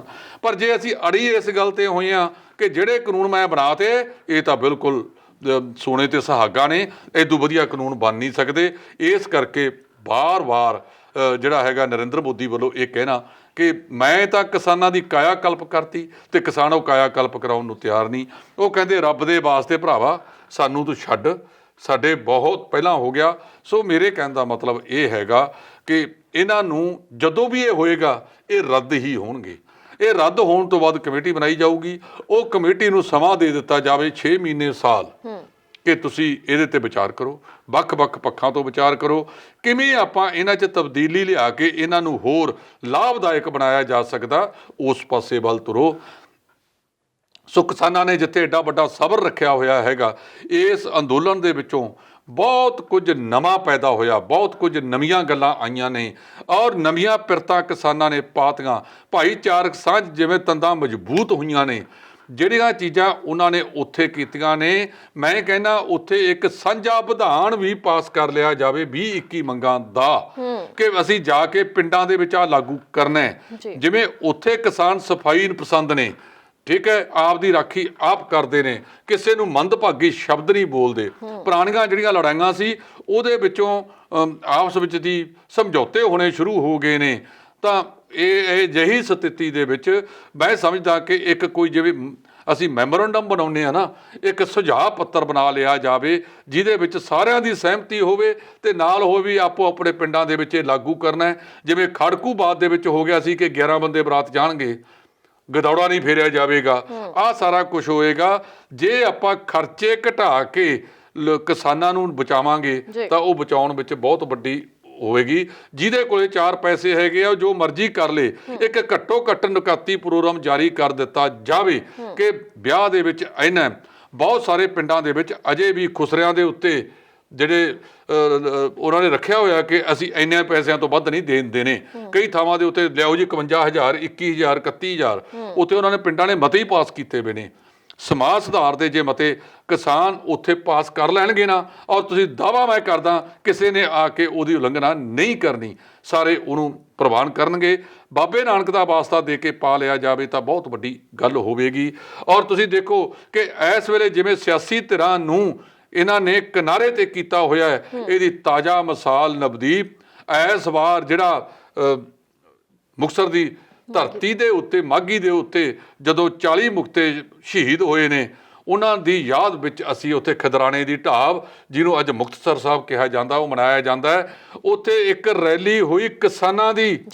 ਸਿਆਸੀ ਆਗੂਆਂ ਨੂੰ ਪਤਾ ਸੀ ਕਿ ਕਿਸੇ ਨੇ ਆਉਣਾ ਨਹੀਂ, ਉਹਨਾਂ ਨੇ ਰੱਦ ਕਰਤੀਆਂ ਸੀ। ਇਹ ਕਿਸਾਨਾਂ ਦੇ ਅੰਦੋਲਨ ਦੇ ਵਿੱਚ ਆਪ ਮਹਾਰੇ ਲੋਕ ਉੱਥੇ ਗਏ ਨੇ, ਕਿਸੇ ਨੇ ਸੱਦਾ ਪੱਤਰ ਨਹੀਂ ਦਿੱਤਾ ਕਿਉਂਕਿ ਇਸ ਵੇਲੇ ਇਹ ਜਿਹੜੇ ਰਾਜਸੀ ਲੋਕ ਸੀਗੇ ਇਹ ਜਦੋਂ ਜੋਕਾਂ ਦੇ ਰੂਪ ਦੇ ਵਿੱਚ ਲੋਕਾਂ ਨੂੰ ਚਿੰਬੜ ਗਏ, ਉਸ ਤੋਂ ਬਾਅਦ ਲੋਕਾਂ ਦੇ ਵਿੱਚ ਇੱਕ ਭਾਵਨਾ ਜਾਗੀ ਹੈ। ਤੁਹਾਨੂੰ ਯਾਦ ਹੋਣਾ ਕਿ 2016 ਦੀ ਇਸੇ ਮਾਘੀ ਦੇ ਉੱਤੇ ਆਮ ਆਦਮੀ ਪਾਰਟੀ ਦਾ ਆਪ ਮਹਾਰੇ ਇਕੱਠ ਹੋਇਆ ਸੀ, ਉਹੀ ਅੱਜ ਇਕੱਠ ਜਿਹੜਾ ਹੈਗਾ ਕਿਸਾਨੀ ਰੂਪ ਦੇ ਵਿੱਚ ਹੋਇਆ ਹੈਗਾ। ਸੋ ਕਿਸਾਨਾਂ ਨੂੰ ਜਿੱਥੇ ਇਹ ਚੰਗੀਆਂ ਗੱਲਾਂ ਦਾ ਇੱਕ ਮੈਮੋਰੰਡਮ ਤਿਆਰ ਕਰਨਾ ਚਾਹੀਦਾ ਹੈ, ਉੱਥੇ ਰਾਜਸੀ ਧਿਰਾਂ ਦਾ ਕਿਸ ਤਰ੍ਹਾਂ ਦਾ ਕੰਮ ਹੋਵੇ, ਰਾਜਨੀਤੀ ਦੇ ਵਿੱਚ ਅਸੀਂ ਕਿਸ ਤਰ੍ਹਾਂ ਪ੍ਰਵੇਸ਼ ਕਰਨਾ ਹੈ, ਉਹਦੇ ਬਾਰੇ ਵੀ ਸੋਚਣ ਦੀ ਜ਼ਰੂਰਤ ਹੈਗੀ ਹੈ। ਜਿੰਨਾ ਗੰਦ ਇਹਨਾਂ ਲੋਕਾਂ ਨੇ ਪਾਤਾ, ਚਾਰੇ ਪਾਸਿਓਂ ਭਾਈ ਭਤੀਜਾਵਾਦ, ਧਰਮ ਦੇ ਨਾਂ ਤੇ, ਜਾਤਾਂ ਦੇ ਨਾਂ ਤੇ, ਫਿਰਕਿਆਂ ਦੇ ਨਾਂ ਤੇ, ਧਾਰਮਿਕ ਅਸਥਾਨਾਂ ਦੇ ਨਾਂ ਤੇ ਲੋਕਾਂ ਨੂੰ ਵਿੱਚ ਵੱਡੀਆਂ ਪਾ ਕੇ ਲੜਾਤਾ। ਇਹ ਬੜਾ ਵੱਡਾ ਸੁਨਹਿਰੀ ਮੌਕਾ ਹੈ ਤੇ ਜੇ ਇਹ ਅਸੀਂ ਦੇਸ਼ ਦੇ ਵਿੱਚ ਪਾਸ ਕਰਨ ਦਾ ਯਤਨ ਕਰ ਗਏ ਤਾਂ ਬਹੁਤ ਵੱਡੀ ਗੱਲ ਹੋਵੇਗੀ। ਔਰ ਇਸ ਕਿਸਾਨੀ ਅੰਦੋਲਨ ਦੇ ਵਿੱਚੋਂ ਇੱਕ ਨਵਾਂ ਇਨਕਲਾਬ ਸਾਹਮਣੇ ਆਵੇਗਾ ਜਿਹੜਾ ਆਮ ਲੋਕਾਂ ਵਾਲਾ ਹੋਏਗਾ, ਭਾਈ ਲਾਲੋ ਵਾਲਾ ਹੋਵੇਗਾ। ਜੀ ਬਿਲਕੁਲ। ਤੇ ਇਸ ਦੇ ਜਾਂਦੇ ਜਾਂਦੇ ਜਿਹੜੀ ਅਸੀਂ ਉਹ ਗੱਲ ਇਸ ਬਾਬਤ ਵੀ ਕਰਾਂਗੇ ਕਿ ਕਿਸਾਨ ਅੰਦੋਲਨ ਦੇ ਅੰਦਰ ਜਿਹੜਾ ਵੀ ਇੱਕ ਘੋਲ ਹੈ ਉਸ ਘੋਲ ਦੇ ਮਦਦਗਾਰਾਂ ਦੀ ਘੇਰਾਬੰਦੀ ਕੀਤੀ ਜਾ ਰਹੀ ਹੈ। ਕੌਮੀ ਜਾਂਚ ਏਜੰਸੀ ਵੱਲੋਂ ਸੰਘਰਸ਼ ਦੇ 4 ਹਮਾਇਤੀਆਂ ਨੂੰ ਨੋਟਿਸ ਵੀ ਜਾਰੀ ਕੀਤਾ ਜਾ ਰਿਹਾ ਹੈ, ਜਿਹਦੇ ਵਿੱਚ 3 ਟਰਾਂਸਪੋਰਟਰ ਨੇ ਤੇ ਜਿਹਦੇ ਵਿੱਚੋਂ ਇੱਕ ਪੱਤਰਕਾਰ ਬਲਤੇਜ ਪੰਨੂ ਦਾ ਨਾਮ ਵੀ ਸਾਹਮਣੇ ਆਇਆ। ਦੇਖੋ ਇਹ ਸਰਕਾਰਾਂ ਜਿਹੜੀਆਂ ਹੁੰਦੀਆਂ ਜੀ ਇਸ ਤਰ੍ਹਾਂ ਦਾ ਕੰਮ ਕਰਦੀਆਂ ਨੇ। ਹੁਣ ਤੱਕ ਸਰਕਾਰ ਸੁੱਤੀ ਪਈ ਸੀ ਜਦੋਂ ਕੈਪਟਨ ਅਮਰਿੰਦਰ ਸਿੰਘ ਨੇ ਇੱਥੇ ਮਤਾ ਪਾਸ ਕੀਤਾ ਤੇ ਉਹਨਾਂ ਦੇ ਘਰ ਵਾਲੀ ਦਾ, ਜਵਾਈ ਦਾ ਤੇ ਪੁੱਤਰ ਦਾ ਵੀ ਕੇਸ ਕੱਢ ਕੇ ਲੈ ਆਏ। ਬਿਲਕੁਲ। ਦਲਜੀਤ ਦੋਸਾਂਝ ਇੱਕ ਵੱਡਾ ਗਾਇਕ ਆ ਸਾਡਾ, ਉਹਨੇ ਪੈਸੇ ਦਿੱਤੇ, ਉਹਨੂੰ ਨੋਟਿਸ ਭੇਜਤਾ, ਬਾਅਦ ਦੇ ਵਿੱਚ ਉਹਦਾ ਸਪਸ਼ਟੀਕਰਨ ਵੀ ਦੇਣਾ ਪਿਆ। ਸੋ ਜਿਹੜੇ ਇਹ ਹੱਥ ਕੰਡੇ ਨੇ, ਇਹ ਕੁਝ ਹੱਥ ਕੰਡੇ ਨੇ ਸਰਕਾਰਾਂ ਨੂੰ ਇਸ ਪਾਸੇ ਵੱਲ। ਇਹ ਨਰਿੰਦਰ ਮੋਦੀ ਨੂੰ ਸਮਝ ਲੈਣਾ ਚਾਹੀਦਾ ਤੇ ਉਹਦੀ ਟੀਮ ਨੂੰ ਕਿ ਇਹਨਾਂ ਨੇ ਸਦਾ ਇਹਨਾਂ ਰਾਜਾਂ ਤੇ ਨਹੀਂ ਬੈਠਣਾ ਹੈ ਨਾ। ਕੁਲਦੀਪ ਮਾਨਕ ਦਾ ਗੀਤ ਹੈ ਜਿਹਦੇ ਵਿੱਚ ਉਹ ਕਹਿੰਦੇ ਸਦਾ ਨਾ ਬਾਗੀ ਬੁਲਬੁਲ ਬੋਲਣ, ਸਦਾ ਨਾ ਰਹਿਣ ਬਹਾਰਾਂ। ਭਾਵ ਸਦਾ ਜਿਹੜੀਆਂ ਕੋਈ ਚੀਜ਼ ਹੈ ਉਹ ਨਹੀਂ ਰਹਿੰਦੀ। ਇੱਥੋਂ ਤੱਕ ਕਿ ਇਹ ਸਰੀਰ ਵੀ ਨਾਸਵਾਨ ਹੈ। ਆਪਾਂ ਬੈਠੇ ਹਾਂ, ਪਤਾ ਨਹੀਂ ਕਦੋਂ ਬੁਲਾਵਾ ਆ ਜਾਣਾ ਕਿ ਤੁਸੀਂ ਬੈਠ ਕੇ ਕਿਆ ਕਰੋਗੇ ਕਿ ਸਾਡੇ ਨਾਲ ਹੁੰਦੇ ਸੀ। ਸੋ ਇਹ ਕਹਿਣ ਦਾ ਮਤਲਬ ਇਹ ਹੈਗਾ ਕਿ ਕੋਈ ਚੀਜ਼ ਇੱਥੇ ਸਥਾਈ ਰੂਪ ਵਿੱਚ ਨਹੀਂ ਹੈਗੀ। ਜੇ ਸਾਡੇ ਮਨ ਦੇ ਵਿੱਚ ਇਹ ਆ ਜੇ ਨਾ ਵੀ ਆਫਟਰ ਆਲ ਅਸੀਂ ਵੀ ਇੱਕ ਦਿਨ ਜਾਣਾ ਹੈਗਾ, ਤਾਂ ਰਹਿ ਕੀ ਜਾਣਾ। ਜਿਹੜੀਆਂ ਤੁਸੀਂ ਚੰਗੀਆਂ ਗੱਲਾਂ ਲੋਕਾਂ ਵਾਸਤੇ ਕਰ ਗਏ ਹੋ, ਸਮਾਜ ਵਾਸਤੇ ਕਰ ਗਏ ਹੋ, ਤੁਹਾਡੀਆਂ ਚੰਗੀਆਂ ਗੱਲਾਂ ਦੀ ਸਲਾਹਨਾ ਕੀਤੀ ਜਾਊਗੀ। ਤੇ ਬਾਬਾ ਜੀ ਉਸ ਵੇਲੇ ਵਾਤਾਵਰਣ ਪ੍ਰਤੀ ਕਿੱਡੇ ਉਹ ਸੀ, ਔਰਤ ਜਾਤੀ ਪ੍ਰਤੀ ਕਿੱਡੀਆਂ ਸੁਚੇਤ ਗੱਲਾਂ ਕੀਤੀਆਂ। ਤੇ ਇੱਥੋਂ ਤੱਕ ਵੀ ਫਿਰ ਕਹਿਤਾ ਸੀਗਾ ਰਾਜੇਸ਼ੀ ਮੁਕੱਦਮ ਕੁੱਤੇ। ਠੀਕ ਹੈ ਜੀ। ਬਾਬਰ ਨੂੰ ਜਾਬਰ ਕਿਹਾ। ਸੋ ਅੱਜ ਵੀ ਜਿਹੜੇ ਇਹ ਬਾਬਰ ਤੇ ਮਲਕ ਭਾਗੋ ਤੇ ਦੂਜੇ ਪਾਸੇ ਭਾਈ ਲਾਲੋ ਅੱਜ ਵੀ ਨੇ, ਉਹਨਾਂ ਨੂੰ ਪਛਾਣ ਕਰਨ ਦੀ ਜ਼ਰੂਰਤ ਹੈਗੀ ਹੈ ਕਿ ਜੇ ਅਸੀਂ ਉਹਨਾਂ ਨੂੰ ਪਛਾਣ ਨਹੀਂ ਕਰਦੇ ਹੈਗੇ ਤਾਂ ਇਹ ਕਿਵੇਂ ਅੱਜ ਵੀ ਲੋਕਾਂ ਦਾ ਲਹੂ ਚੂਸ ਰਹੇ ਨੇ। ਸੋ ਵਿਸ਼ਵ ਪੱਧਰ ਦੇ ਉੱਤੇ ਇਸ ਵੇਲੇ ਕਿਸਾਨੀ ਅੰਦੋਲਨ ਨੂੰ ਸਾਰੇ ਪਾਸਿਓਂ ਵੱਜਵੀਂ ਤੇ ਭਰਵੀਂ ਹਮਾਇਤ ਪ੍ਰਾਪਤ ਹੋ ਰਹੀ ਹੈ। ਜਦੋਂ ਸਾਰੇ ਜਿਹੜੀਆਂ ਅਰਦਾਸਾਂ ਹੋਣ, ਸਾਰੇ ਉਹਦੇ ਨਾਲ ਖੜੇ ਹੋਣ ਤਾਂ ਆਸ ਰੱਖਣੀ ਚਾਹੀਦੀ ਹੈ ਨਾਨਕ ਨਾਮ ਚੜ੍ਹਦੀ ਕਲਾ, ਤੇਰੇ ਭਾਣੇ ਸਰਬੱਤ ਦਾ ਭਲਾ, ਕੋਈ ਚੰਗੀ ਗੱਲ ਇਹਦੇ ਵਿੱਚੋਂ ਨਿਕਲ ਕੇ ਆਵੇਗੀ ਜਿਹੜਾ ਸਮਾਜ ਦਾ ਭਲਾ ਕਰੇਗੀ। ਜੀ ਢਿੱਲੋਂ ਸਾਹਿਬ, ਤੁਹਾਡਾ ਬਹੁਤ-ਬਹੁਤ ਧੰਨਵਾਦ ਕਿ ਤੁਸੀਂ ਬਹੁਤ ਹੀ ਵਧੀਆ ਸਲੀਕੇ ਦੇ ਨਾਲ ਵਿਸਥਾਰ ਸਹਿਤ ਦਰਸ਼ਕਾਂ ਨੂੰ ਜਾਣਕਾਰੀ ਦਿੱਤੀ। ਸਾਰੀਆਂ ਹੀ ਖਬਰਾਂ ਤੇ ਬਹੁਤ ਵਧੀਆ ਸਲੀਕੇ ਦੇ ਨਾਲ ਸਵਾਲਾਂ ਦੇ ਜਵਾਬ ਦਿੱਤੇ ਤੇ ਅੱਜ ਦੇ ਇਸ ਪ੍ਰੋਗਰਾਮ ਦੇ ਵਿੱਚ ਇਹਨਾਂ ਹੀ ਜਾਂਦੇ ਅਸੀਂ ਇੱਕ ਵਾਰ ਫਿਰ ਤੋਂ ਸਾਰੇ ਦਰਸ਼ਕਾਂ ਨੂੰ ਇਹ ਬੇਨਤੀ ਕਰਾਂਗੇ ਕਿ ਕਰੋਨਾ ਵਾਇਰਸ ਇੱਕ ਵਾਰ ਫਿਰ ਤੋਂ ਸਮਾਜ ਦੇ ਵਿੱਚ ਪੈਰ ਪਸਾਰਦੇ ਹੋਏ ਨਜ਼ਰ ਆ ਰਿਹਾ ਹੈ। ਸਾਰਿਆਂ ਨੇ ਆਪਣੇ ਪੱਧਰ ਤੇ ਆਪਣਾ ਧਿਆਨ ਰੱਖਣਾ ਜੀ, ਕਿਉਂਕਿ ਤੁਸੀਂ ਸਾਡੇ ਲਈ ਬਹੁਤ ਜ਼ਰੂਰੀ ਹੋ। ਸਾਡੇ ਦਰਸ਼ਕਾਂ ਦਾ ਹੋਣਾ ਸਾਡੇ ਲਈ ਬਹੁਤ ਜ਼ਰੂਰੀ ਹੈ, ਕਿਉਂਕਿ ਤੁਸੀਂ ਸਵਸਥ ਰਹੋਗੇ, ਤੁਹਾਡਾ ਪਰਿਵਾਰ ਸਵਸਥ ਰਹੇਗਾ, ਤੁਹਾਡਾ ਪਰਿਵਾਰ ਸਵਸਥ ਰਹੇਗਾ ਤਾਂ ਪੂਰਾ ਸਮਾਜ ਵਧੀਆ, ਠੀਕ ਠਾਕ ਤੇ ਖੁਸ਼ਹਾਲ ਰਹੇਗਾ। ਅੱਜ ਦੇ ਇਸ ਪ੍ਰੋਗਰਾਮ ਵਿੱਚ ਇੰਨਾ ਹੀ। ਮਿਲਾਂਗੇ ਆਪਾਂ ਅਗਲੇ ਹਫਤੇ ਫਿਰ ਤੋਂ ਵਾਰ ਸਤਵਾਰ ਦੇ ਵਿੱਚ। ਤਦ ਤੱਕ ਦੇ ਲਈ ਸਾਨੂੰ ਦਿਓ ਇਜਾਜ਼ਤ। ਸਤਿ ਸ਼੍ਰੀ ਅਕਾਲ। ਹੁਣ ਤੁਸੀਂ ਦੇਖ ਸਕਦੇ ਹੋ ਗਲੋਬਲ ਪੰਜਾਬ ਟੀਵੀ ਨੂੰ ਡਾਊਨਲੋਡ ਕਰੋ ਸਾਡੀ ਐਪ ਐਂਡਰੋਇਡ ਜਾਂ iOS ਤੇ ਫ੍ਰੀ ਵਿੱਚ, roku ਅਤੇ Amazon Fire TV ਤੇ ਜਾਂ Apple TV ਤੇ। ਨਾਲ ਹੀ ਦੇਖ ਸਕਦੇ ਹੋ ਲਾਈਵ ਸਟ੍ਰੀਮਿੰਗ www.globalpunjabtv.com ਤੇ।